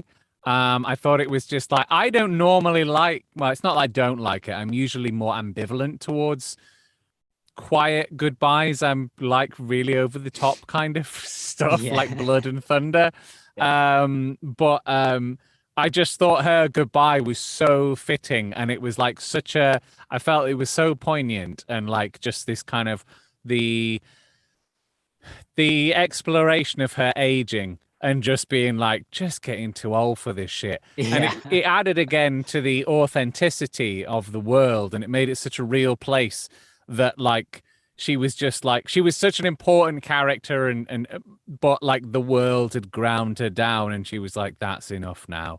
And I just thought that was just such a quiet, brilliant ending for that character. And again, I was really sad. And honestly, like I was really sad, like, and I think it comes through in my voice, like when I'm narrating it, I was proper sad to see Henriette go. It was just brilliant, you know, when she gets the portrait of Vanguard, the little drawing to take with that, I was just like, oh god, this is a amazing goodbye. This is so good, so good. Absolutely. Yeah. So that was amazing. Is it Vanguard's baby then? Yes. Because there's like a hint that Cook and her had a thing, but I was like, I don't know. I mean, Vanguard, the only one we know has had sex was Vanguard and her, but there was something between her and Cook, which I also felt was very authentic as well, given who Cook was, because he was like, while he was born perhaps with a silver spoon in his mouth, he also knew the value of all human lives and didn't at all look down upon them. And he's quite a good, he's a perfect reflection, I suppose, like reverse of both Felix and Taryn, in that he is the one born with a silver spoon in his mouth, where he's like, he doesn't see them as lesser for the circumstances of their birth. So I could fully believe it. And until now, until you've just confirmed it and ruined the suspense for me. Ruined it all. I wasn't sure. I was pretty certain that it was Vanguard's, but there was like a doubt. Did you ever think I'll confirm it's absolutely Vanguard's, or did you ever think I'll throw a surprise punch and go, it's Cook's, it's actually Cook's? I mean, I was gonna make it Cossacks, at one Oh, point. wow. I'm joking. I was gonna say, didn't see that coming. No, I think it kind of surprised me a little bit when a few people said that they felt like there was more to the relationship between Cook and Henriette as they kind of progressed through the second book, which was certainly not something that was like the end game for me of it. For me, it was their relationship is based very much in that, although Cook is this very intelligent person, he's almost quite naive about the real world, and Henriette is very capable. She's a very kind of experienced woman in terms of like business and how the world operates, and she has this bluntness to her. So for Cook, it's almost like she's, I don't want to say mentor because it's not that relationship, but she is certainly someone that he has got a lot of admiration for and a lot of respect for. And I think she understands what he's trying to achieve, but she also sees the reality of it. Yeah. So, when he is being idealistic and, he's kind of maybe putting a more positive spin on things than he should, she is the one that then brings him back down to reality and says, actually, no, you need to realize the world ain't going to work like that. So it was just nice to play those two characters off against each other. Yeah, she has a bit of dialogue at the end there. I think she says something like, it's time for you to realize that roses have thorns, or something like that. I love that little bit of back and forth. Or was that to Carmen? Was that to Carmen, or was that to? No, that was it's the bit where Henriette leaves and she's talking. She says her goodbyes to Cook, and she says about it's a great thing to see the world as you see it, but you also have to see it as it is. Right. So yeah, I like that little kind of interaction between them. Okay, so a pretty standard basic podcast question. What were your favorite scenes to write in this book? And RJ, what were your favorite scenes to voice? My favorite ones, there were a few, I think. This book definitely had much more of myself and my own experiences, albeit kind of translated into a different story. So there was a lot of moments in Carmen's arc, which were very personal to me. They're directly drawn from personal experiences and kind of things that I've been through. So they were a challenge to write, but also they were very satisfying to write. I would say if I had to pick favorites though, for me, the number one would be the Not Marianne chapter. Oh yeah. Where Vanguard is in the bar with the young girl. Because it's just kind of funny, and it's, it's just nice to, in a really dark book, to have that downtime for that kind of, lightheartedness. But there's one bit in it where the girl is talking about the fact that her father has been taken to the prison, and that people are telling her that people are tortured there and they go crazy, and, people die down there. But her grandfather has told her that actually it's not that bad and it'll probably be okay. And Vanguard then turns around and he lies and says, no, it's not that bad. And to me, like that, those words, like that one sentence says everything about who Vanguard is as a character inside, just that. And it's not about him wanting to protect this child's innocence. It's about him wanting to protect that hope that she has, and to allow her, because he knows that hope is going to die, but he wants her to be able to hold on to it for just a little bit longer. And that for me was, it was quite emotional to write that. The other one is the bathtub scene. Yes. Which honestly, my heart broke. And I'm not somebody who is particularly an emotional person, but I did, when I wrote that scene, I had to take a beat and I had to walk away and I had to compose myself, because that moment where it's after Taron has died and Vanguard is for the first time in his life the most alone that he has ever been. Yeah. And to have him just kind of sat in that bathtub where no one can see him and no one can hear him, and it's just so isolating. So that was super meaningful to write for me. Wow. Yeah. I think there's a nice sorry. Oh, go ahead. I was just going to say, I think there's a nice symmetry about Vanguard wanting to hold on, being able to hold on to things for a bit longer, even if he knew they won't last. And that's kind of like, I see a symmetry there between him and rubbing salt under his fingernails from like the peanuts, because it's like, he knows it's not going to last, but it's just, that's a way of just holding on to that nice thing just a bit longer and experiencing an echo of a nice thing for a while before it's all gone. So yeah, that was, I love that. I love that. Yeah. Echo of a nice thing is brilliant. I like that. It's going in book 3. Yeah. Yay! It'll be the chapter title of chapter 1. An echo It's of going a to be nice the book thing. title. The book title is now Echoes of Nice Things that we used to have.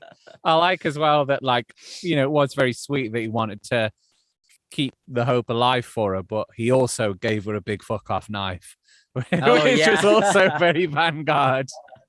And I like the fact that scene is kind of like that scene is kind of like a bit of fun is poked at it later when Monroe's wife says, "What on earth did you give her a giant knife for?"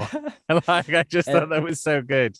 Vince is like, she's a hellion running around with that or something like that. Yeah. I love that. Yeah. Yeah, that scene in the bathtub was so heavy. And it was amazing. It was probably my favorite scene in the entire book. And Carmen came in and she's like, it's like a mausoleum in here. And he's like, that's how the whole world looks to me. And it's just like this really just kind of just everything kind of comes down. And not that the book wasn't like sad before, but this scene just allows everything to be really, really just sad and but also kind of like hopeful and endearing with Carmen there. She like gets into the bathtub and is like essentially, not literally, but essentially like is giving him a hug, right? Like she is there just to kind of, solidify him and to give him someone to lean on in that terrible moment. And so I absolutely love that. But then also she's like, she doesn't let him sit there. She's like, I'm in 30 seconds or whatever, I am going to get up and I'm going to walk out of this room. And I think that you should as well. And that's kind of what propels him out of this state. Sections I like to narrate were, we've touched on the knife fight at the end. I thought that was amazing.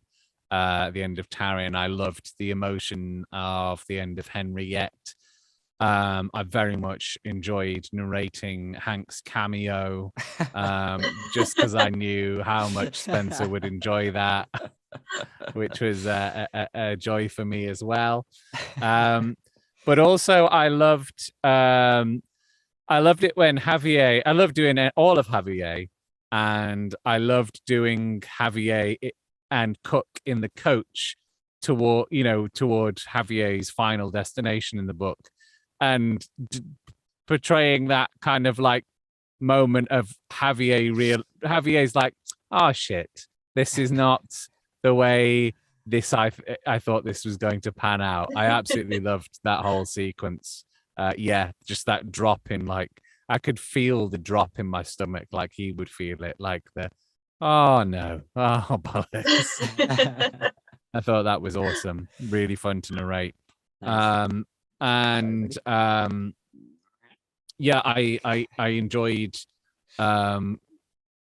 Oh, my mind's suddenly gone blank. I had another piece there. I enjoyed doing all of it, but I enjoyed any conversations between Felix and Taryn, because throughout that there was that always I liked the fact that Felix always had this kind of like, well, Sanquin always had this tactical kind of mind about how much rope he was going to allow people, like how much it was always like this internalized power play of like, no, I'm thinking this and I agree with him, but I'm not going to show him that I agree with him or that it was his idea, because then he'll, think that I like him or value him in some way.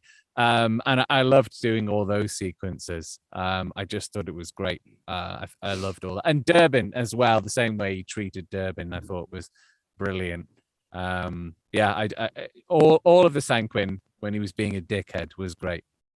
Can I just add one in as well? Just not in terms of what I enjoyed writing, but just the bit that I really loved RJ's narration on, and it was just kind of, not a small scene, but it was just like this really kind of little moment where it's the bit where Vanguard has kind of, we've had the flashback to who Lucy was, and it's the bit where it's Beth and Vanguard, and Beth is like angry at him for being a dick basically when he was younger, and like, genuinely there's this line where I think it's like she was channeling the ire of every spited woman throughout the ages, and I really feel like RJ did channel that. It was great. That's reminded me a bit I loved narrating was when she was telling him off, and then like a mother, she's like, are you having a tea? And like a little child, he's like, yes, please. That really made me laugh. It was so good. So well done. You know what? So this would normally be a question that I would shoot over to Gabe, but since he's not here, RJ, what did you think of the humor of this book? There was a lot of really, really, really funny moments in this book. I think probably more than the first one. Like, Sorry, go on. Oh no, I wasn't going anywhere really. So I thought there was.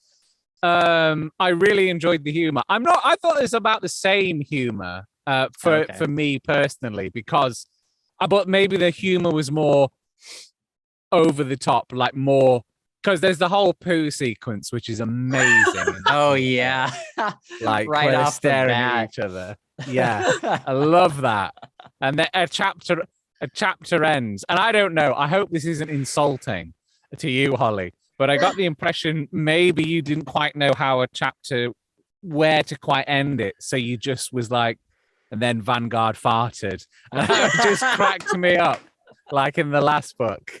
I was just like, that is amazing. I know what you mean. Yeah, it was. I did. That was kind of deliberate, because it was just this kind of. I wanted to have this like imagery of like this beautiful story being told with all this like beautiful imagery, and then for him to just like just walk up the stairs and just basically just like blast one out. But in this, I felt like Mandego was even funnier, because it was like really sick, bizarre humor, which I enjoyed. Like him keeping what's her face's head in a jar and talking to it and kissing it was all of his like really over the top, horrible, misogynist stuff.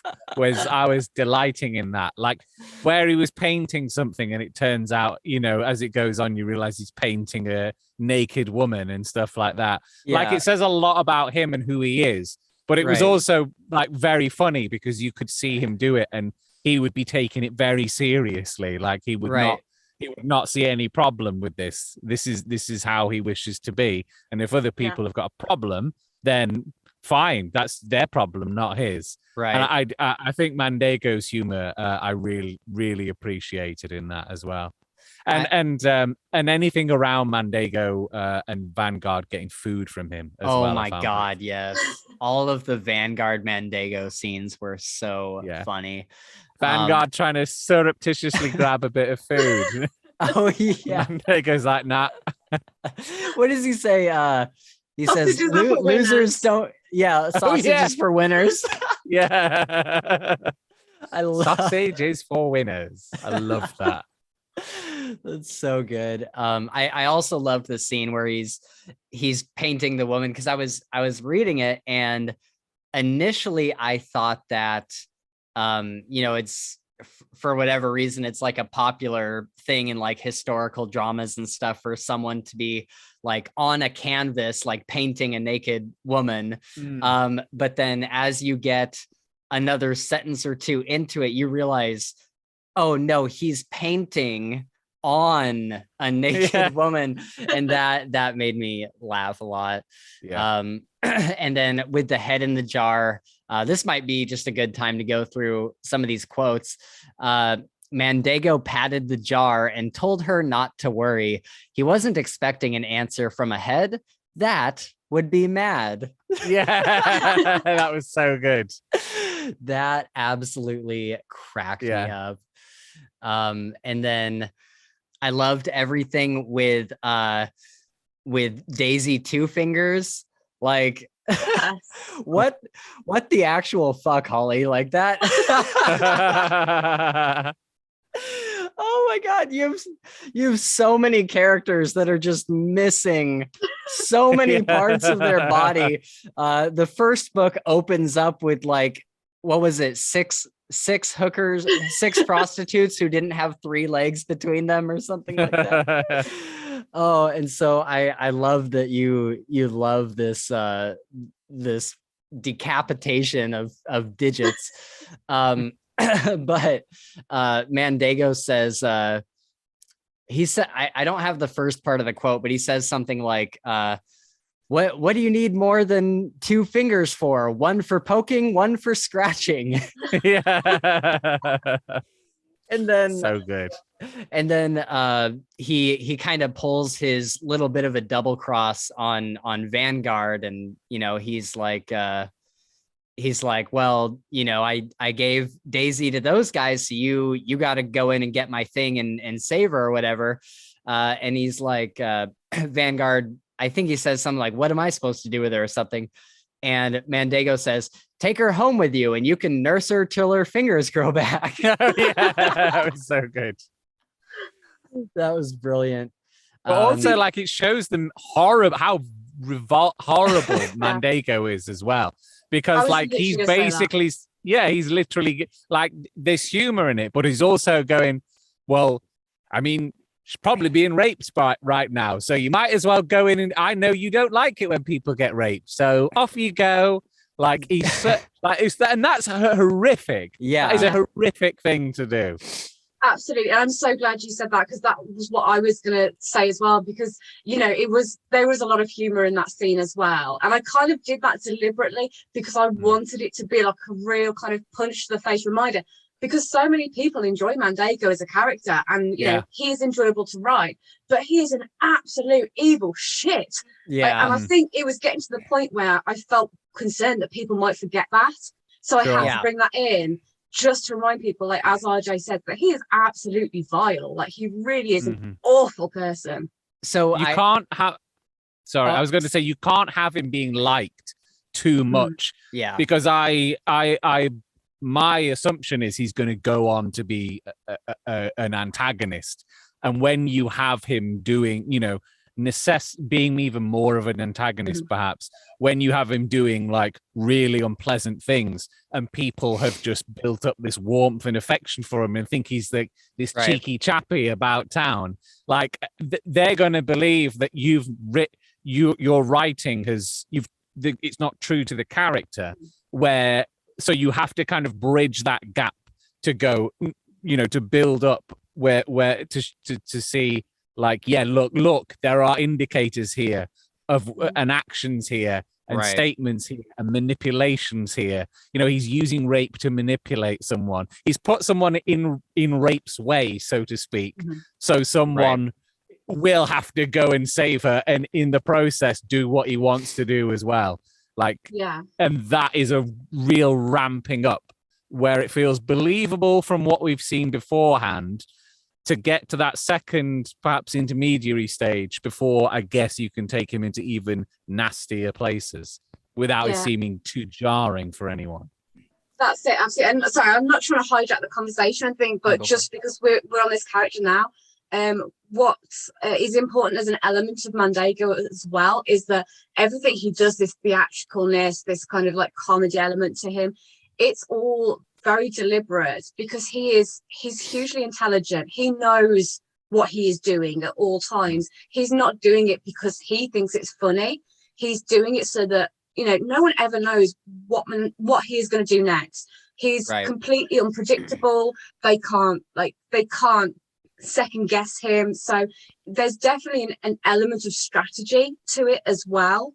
You know, I mean, part of him does just find it funny to be like this great theatrical clown character, but you know, it's very considered as well in a way. Yeah. Not to get too real world, but that is a war strategy, like that in the past Russia has employed when they've gone to war. They've bombed empty desert sometimes deliberately, so no one knows what on earth they're doing. Like their moves cannot be predicted because they are portraying this attitude of absolute chaos and anarchy, whereas there is like a very pointed reason why they're doing that. And that's kind of like what Mandego feels like to me. Like you say, he just projects this complete unpredictability, so he cannot be anticipated or, you know, planned for. Yeah, absolutely. You mentioned earlier that, you know, people were starting to kind of get the warm fuzzies towards him, and you wanted to remind them that he is a more of a villain. And I have to admit, at the beginning of this book, I was definitely one of those people, because it got to where, you know, Mandego kind of comes in at the end of the last book, and he's playing on the team of the good guys for a while, right? And then in this book, Vanguard's hurt, and Mandego takes him in. He gets him food. He gives him a place to stay. And so in my head, I'm starting to think, oh, cool. What if Mandego becomes not necessarily one of the good guys, but like more of a protagonist, right? And I think that scene with Daisy was absolutely what we needed, because when that happened, I have it in a note here somewhere that I was waiting for some sort of thing like that to happen from Mandego, where we get reminded that he is not a great person. And I think that scene did it absolutely so well. And then on top of that, with him and Carmen at the end, you just get this vibe from him that whatever he is doing is not good. Because Carmen is a character that we all love, obviously. And so to see her in the company of Mandego is another just kind of reminder for the audience, like, oh, like this isn't necessarily a good guy. Like we all love him, but you know, it's just a great reminder in those ways. And so I feel like that was executed really, really well.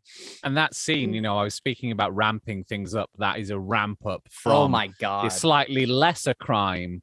One might, I mean, yeah, it's lesser crime in my opinion, of like hooking Vanguard on drugs, like to get him through his pain.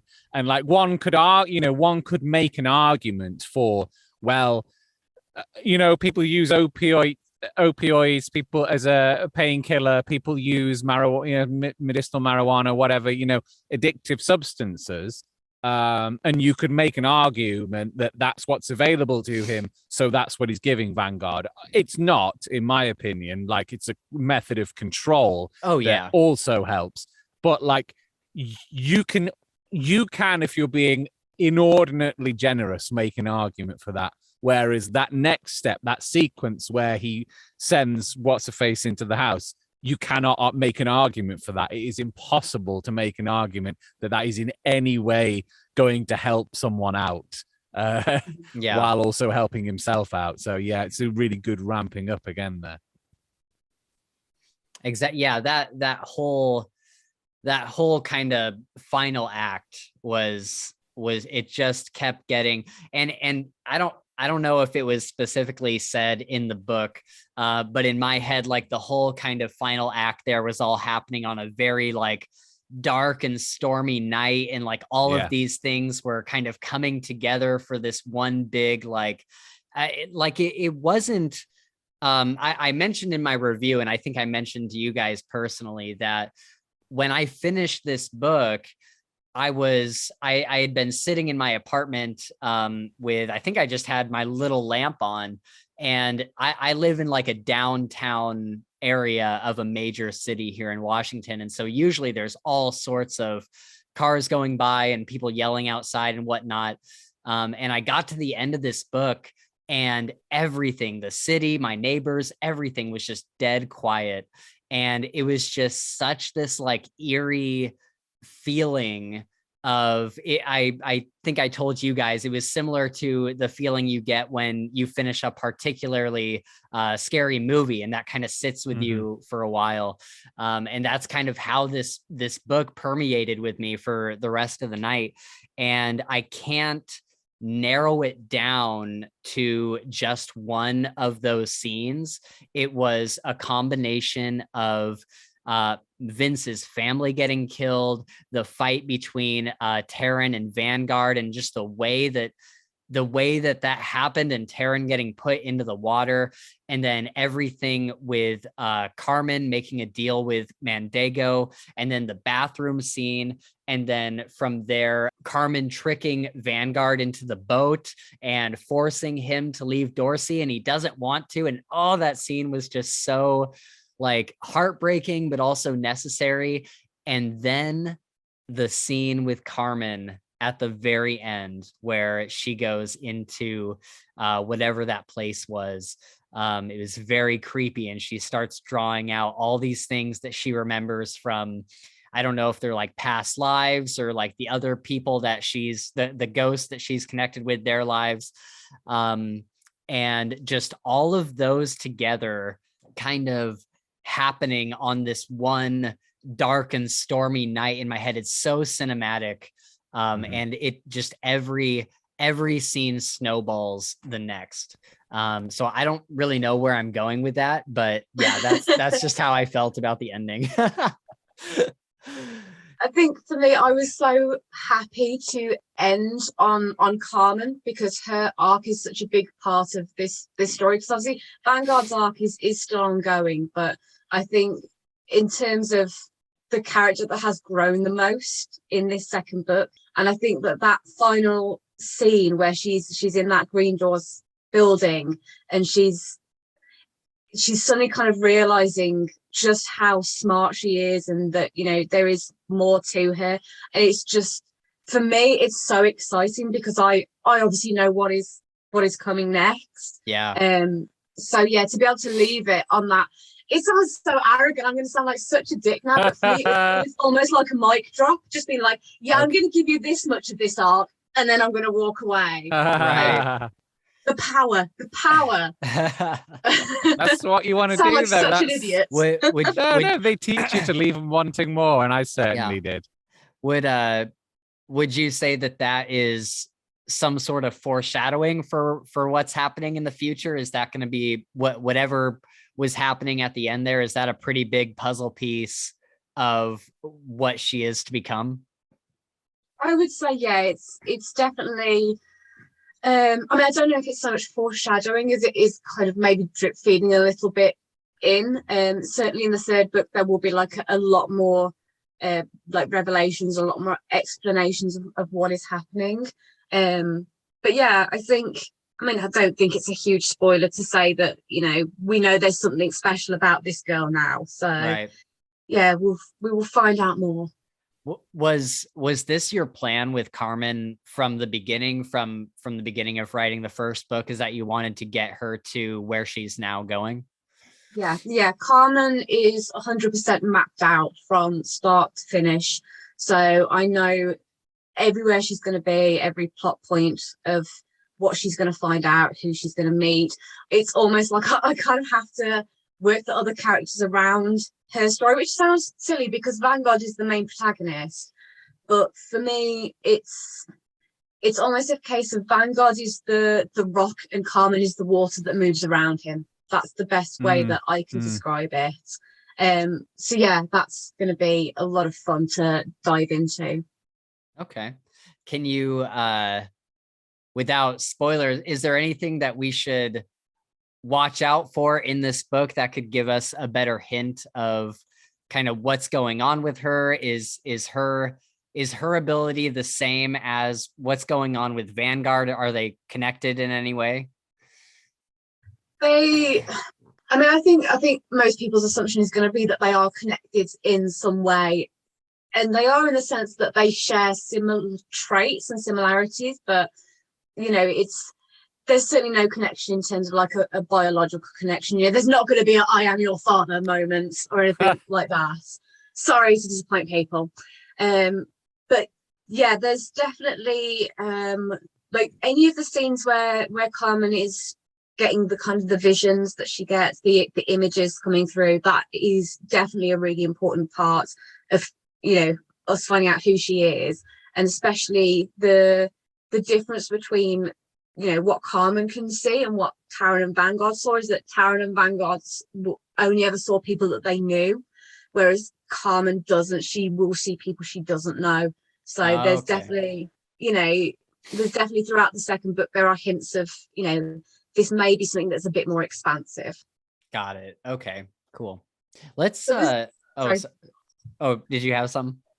Yeah, no, I was thinking there were so many like moments like for Carmen in the book, but the one that really made me laugh, and again I think the narration was brilliant, was the scene where Vanguard comes back, and it's where he and Carmen kind of reunite for the first time. Oh yeah. And like she says about his hair being cut, and that really made me laugh. That was fun. Well, speaking of Vanguard, let's talk about him for a little bit. We're probably going to wrap this up soon because I think we've been recording for about 2 hours now. Impressive. So let me just make sure there's nothing else I want to hit before.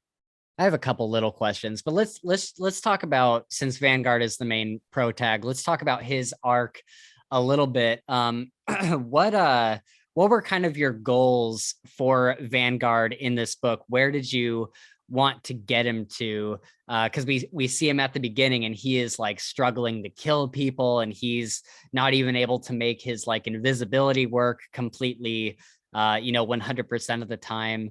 And then at the end of the book, he's leaving Dorsey. So kind of I'm sure you can't tell us too much about like what's coming, but kind of like what's the plan for this character? What are his goals in this book that you were aiming for? I mean, my goal in this book was just to trash the character as much as I possibly could and make him as miserable as I possibly could. No, there was, for me, this book for Vanguard, I don't want to say that he took a back seat, because everything that I did with him was done with a purpose. But I wanted this book to be almost like the wilderness years for Vanguard. And the main thing with Vanguard's character is that he's always been very kind of structured in his life. So he went into the army, he was in the army, then he was in the Ninth, which was like this specialized unit of the army, then he was in prison. So his entire life he has been told when to wake up, when to go to sleep, when to eat, when to kill, when to go to the toilet, whatever. So now he's very adrift in the world. So he doesn't know where to go. He doesn't know what his next steps are. It's almost to the point where he's not great at making decisions, let's be honest. That's just he makes pretty poor life choices, but it's almost like he needs that person in his life. He relies on that person to tell him where he fits into the world. And the other thing for me as well, especially towards the end of the book, is that for me, having experienced it myself, the portrayal of PTSD and how it affects you it's very important to me. But it's also important that you show the bits of it that people don't necessarily understand. So for Vanguard, prime example is at the end where he is really reluctant to leave Dorsey. it's like he needs to cling to that routine Yeah. of the familiar, and it almost becomes like a phobia of stepping outside of that comfort zone. But it's his character now has to be able to step away from that and grow into something new, because as much as that element, that PTSD side of him is so important, there also has to be something new for the character as well. So I made that decision that actually, of all the people to take out of Dorsey, he was the one that really had to go, you know. And I don't want to sound like too involved with it as well, but for me, Dorsey is an extension of his bathtub. So right, there's a scene right at the beginning of the book where he describes sleeping in a bed as feeling like being adrift on a raft. He needs that enclosed space around him. He is institutionalized from being in prison, being in this cell. So now he's in this bathtub, and like the city almost was like an extension of that. Yeah, that's really fantastic. And you kind of see that this it just feels so real, because earlier on in the book he knows that he needs to go find Lucy's husband, right? That's what Carmen tells him when she comes back. And so on some level, like when Carmen is telling him that and he's making plans for this, he's like, oh yeah, so I need to go and find this guy, and I need to go on this mission. And then when it's actually happening, like when he actually has to leave, he starts freaking out and flailing and like having this panic attack. And that is so absolutely relatable, because how many times, have any of us in our lives made plans for something, like even moving or something, and in your head, it for months or days or whatever. But then when it comes time to do it, it's like, oh my God, this is really happening. I don't want this to happen. And it's kind of this, this panic attack moment. I've definitely had several of those. So I thought that was incredibly well written.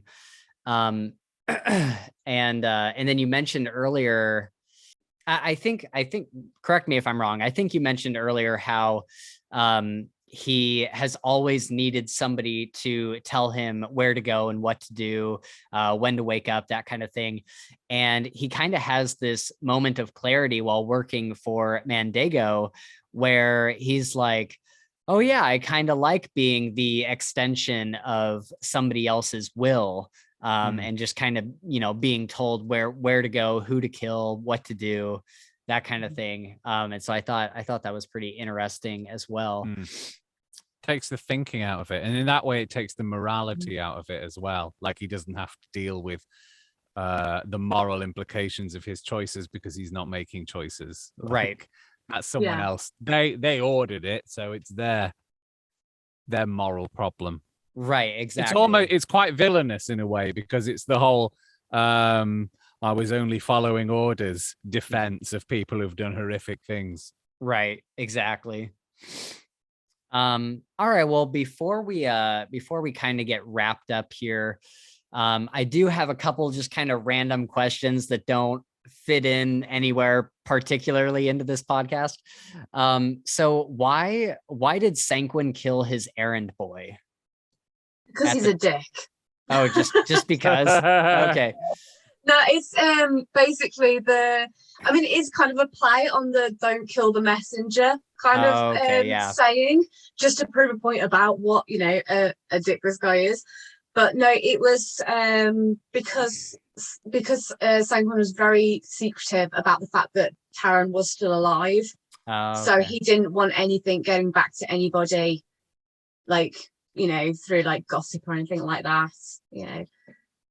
And technically he didn't kill him either. Technically it was Mrs. Brown. Right.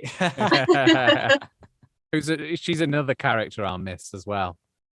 Yes. Have we seen the last of Miss Brown? I think so, yeah. I think there wasn't anywhere else I wanted to take that character. I like to think that she's now gone off to work for another family with a psychopath, like she's like the anti-Mary Poppins. Yes, exactly. 100%. Okay, so I had another question. Did Taryn and Simon know each other? Because I was certain that they were gonna cross paths at some point in this book. Were they friends, or did they know each other back in the day? I wouldn't go so far as to say that they were friends, but they would have been obviously part of the same social circle. And I just kind of wanted Taryn to have that memory of Simon, because I wanted him to have at least one nice memory from his childhood, sort of just all trauma and, horror. And also just to kind of like juxtapose those characters against each other, the fact that they're both kind of young men, they're both similar age, they both come from a similar background. Simon's father has passed away, Taryn killed his. So so they've kind of taken like these like opposing paths in life. So that was the reason for that. Okay, cool. And then this may be a dumb question that just the answer to went completely over my head. But why are the citizens of Dorsey confined behind its walls and not allowed to leave? They're allowed to leave. It's not that they can't leave. It's that it's made prohibitive through the fact that it's very expensive to go, but also they have to jump through a lot of hoops and things like that, which really is not dissimilar to certain places in the real world, in terms of like immigration policy and moving between countries and things like that. And I think the thing as well is that the cities in the book, although they are referred to as cities, I mean, they are huge. They are almost like, if you imagine like Vatican City, where it's almost like a country in its own right, albeit, city-states. That's it. Yeah, absolutely. So yeah, it's not that they can't move between them. It's just that it is made very, very difficult. And again, the reason for that is similar to in the real world, is that the people who are empowered, they don't want the message of what they're doing being spread by anyone other than the people that they would like to spread the message the way they want it said. So yeah, right. It's very much about having that control over people and the way that their image is portrayed. Okay. Well, will we see more of these cities and other places in the next book? Can you tell us anything about them? Yeah, there is a couple of new places that are coming up which have kind of been mentioned in passing. So obviously Cook is on his way somewhere new now, so this is going to be another new place where it's going to be less of a city, more of kind of like smaller places, towns and things like that. We're also going to go over to Kosik's homeland as well, over to the Immedian coast, which I'm really excited to write, because that's going to be so different to Dorsey and any of the other cities. And also I'm so excited to put Vanguard in a non-urban element as well. So that will be really good fun. And yeah, there'll be a couple of like other places that I don't want to say too much about, but I think people are going to be really excited when they realize that's where the characters are going. I hope, anyway. Cool. RJ, what is your most anticipated thing for the next book? What kind of storyline or theme or through line are you kind of looking forward to the most? Well, it's funny, Holly. One of them Holly just mentioned, which was I'm looking forward to visiting the Amadian coast and seeing what that's like, because I have a kind of idea of what it is in my head already. So I'm excited to see if that's real and also find out all about that part of the world and just do the accent loads, because I love doing that accent. But I'm really excited to explore that part of the world. Sounds like there's going to be a cool jailbreak thriller story going on, which I'm very excited about to see if that happens, and if so, how. I'm also looking forward to finding out about this place through the green door and what's going on there with the people, because I have my theory that these people have been operated on and experimented on in some way, and that's what's given them their powers. My original theory was that Vanguard was a ghost, and Taryn was a ghost, and that's or semi-ghost, and that's why they could kind of like blend in and be forgotten about and stuff. Okay. But I think now it's going, for me, it's going down a route that's more science involved. So I'm very much looking forward to finding out about that building. Like, it's really cool. Like, I'm really excited. It like the Hitman games where you find out where Agent 47 came from, and why he is the way he is. I'm really looking forward to that. Very cool. I love theories. I love hearing theories. I'm pretty convinced that Terran is going to come back as a ghost for Vanguard, because at the end there he says something like, what does he say? He's like, oh God, what is it? He's like, the people that we see are like part of us. They're like part of our, I'm not sure if he says the word memories, but he was kind of alluding to that. And then he says, God, I wish I had the actual quote. He says something like, no matter which one of us dies, there will always be together, or something in that kind of vein.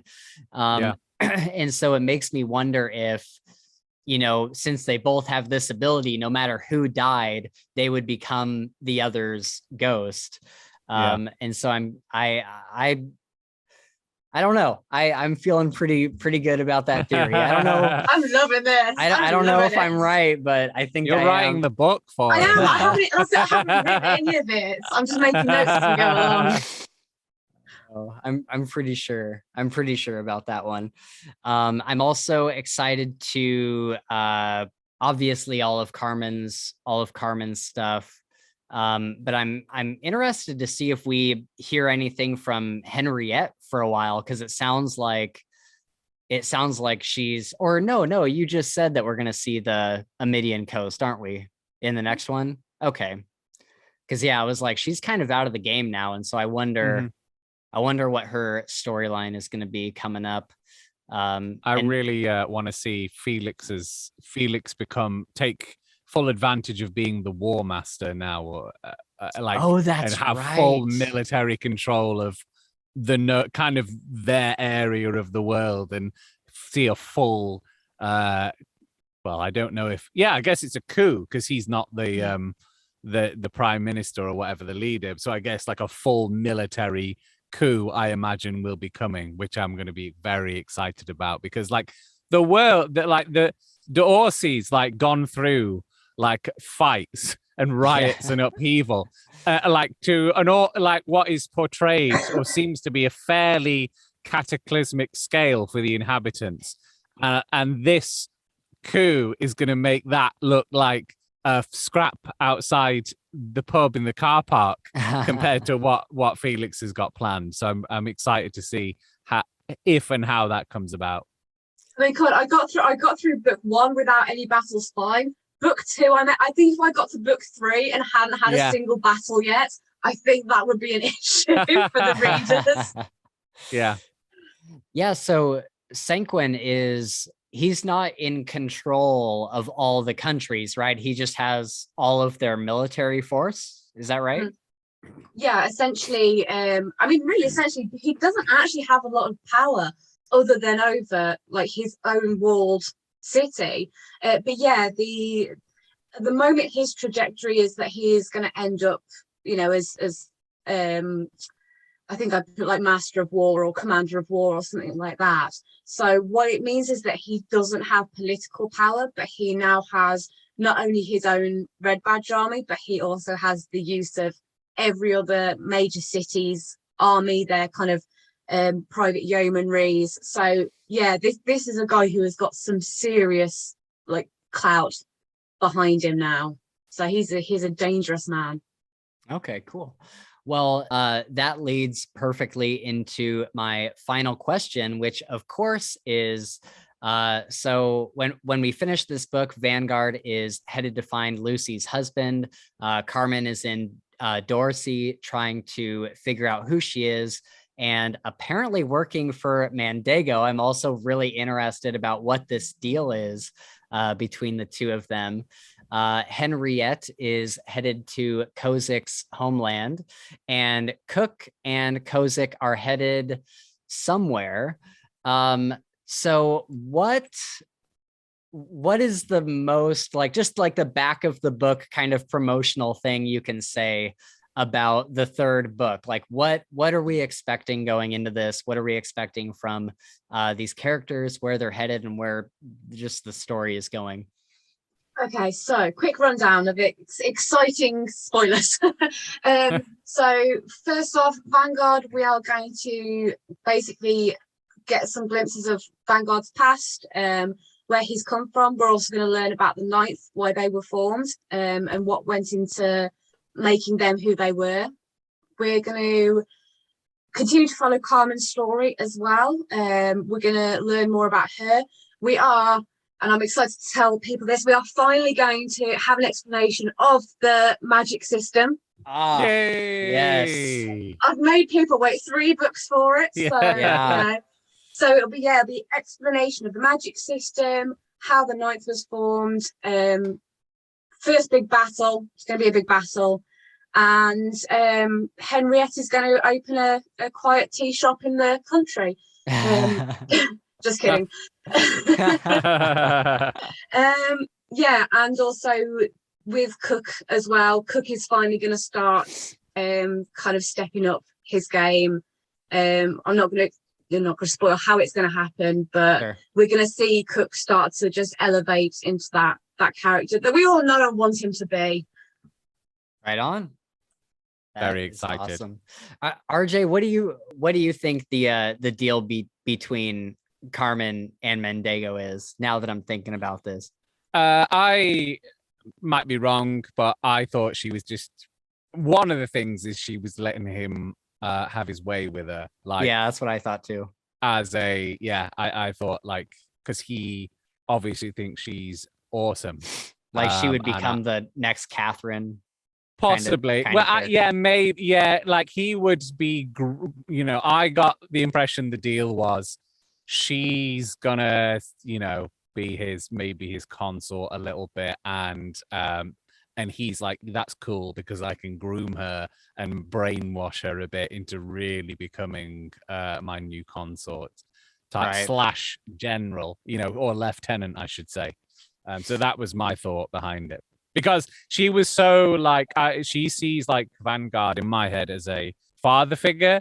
And so she was like, I think she was came across as very embarrassed and like, I don't want to tell my dad that this is what I've done or agreed to in order to let it, 100%, because he would not be okay with that. So yeah, that was the deal in my head. I assume we're going to have that revealed in part 3. Okay. Oh yeah. It gets revealed really early on. Okay. Cool. Yeah. Like now.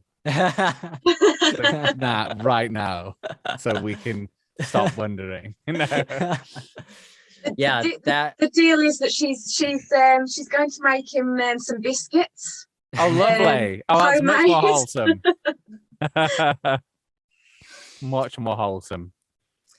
All right, guys, we are at the end here. I have to hop on to another podcast almost right after this one. Thank you guys so much for joining me. I would like to do real quick. Would you guys like to promote anything? Is there anything that either of you are, obviously Holly is working on the next book, but I guess RJ, is there anything you'd like to promote? So yeah, I guess like my own personal podcast. If you've never read War of the Worlds, I've released War of the Worlds for free as an audiobook podcast. Just look for Bayley's Bookshelf, War of the Worlds, on all good podcast players. And when I've got some free time, I'm going to do Dracula as the next wonderfully public domain book. And just check out my other stuff on Audible and different places. I've got a number of books coming out. If you like Hollies, if you like fantasy, which isn't your normal kind of fantasy, then definitely go and check out the rest of my stuff that's got coming out. But I've got other books that I've done are great as well. So that's it, really. Yeah, thank you. Cool. All right, and Holly, I guess it would just be the third book that you're working on. Yeah, I mean it's gonna be a while. Yeah, I'm not gonna lie. I think I'm about 6 paragraphs in at this point. But lots of notes. So, you know, we know where it's going. We have a direction. But buy this book as well. We're promoting this book. Yes. Yes. Hand boner. Yeah. We're promoting hand boner. The hand boner and the Hank that cast the bone. Yes. Vegetables for Vanguard. Yeah. I'm looking forward to seeing the expansion of Hank's character in book 3, and especially how RJ is going to do the voice. That's going to be good. He'll have his own POV chapter. He'll be the new Terran. Yes. All right, guys. Well, we are going to wrap it up there. Thank you so much for joining us, and be sure to follow both Holly and RJ on Twitter and whatever else. I'll have all their stuff linked below in the description. And do us a favor and just karate chop those like and subscribe buttons down below, and hit the bell icon so that we can slide into your notifications. Follow us on Twitter at Files Fantasy if you want to regret everything you've ever done, and get updates on what we're reading currently, as well as dumpster loads of fantasy and sci-fi recommendations. Stay tuned for those upcoming videos you won't want to miss. And until next time, find someone who looks at you the way Catherine looks at Mandego, from a jar. Very nice. Very nice. Love it.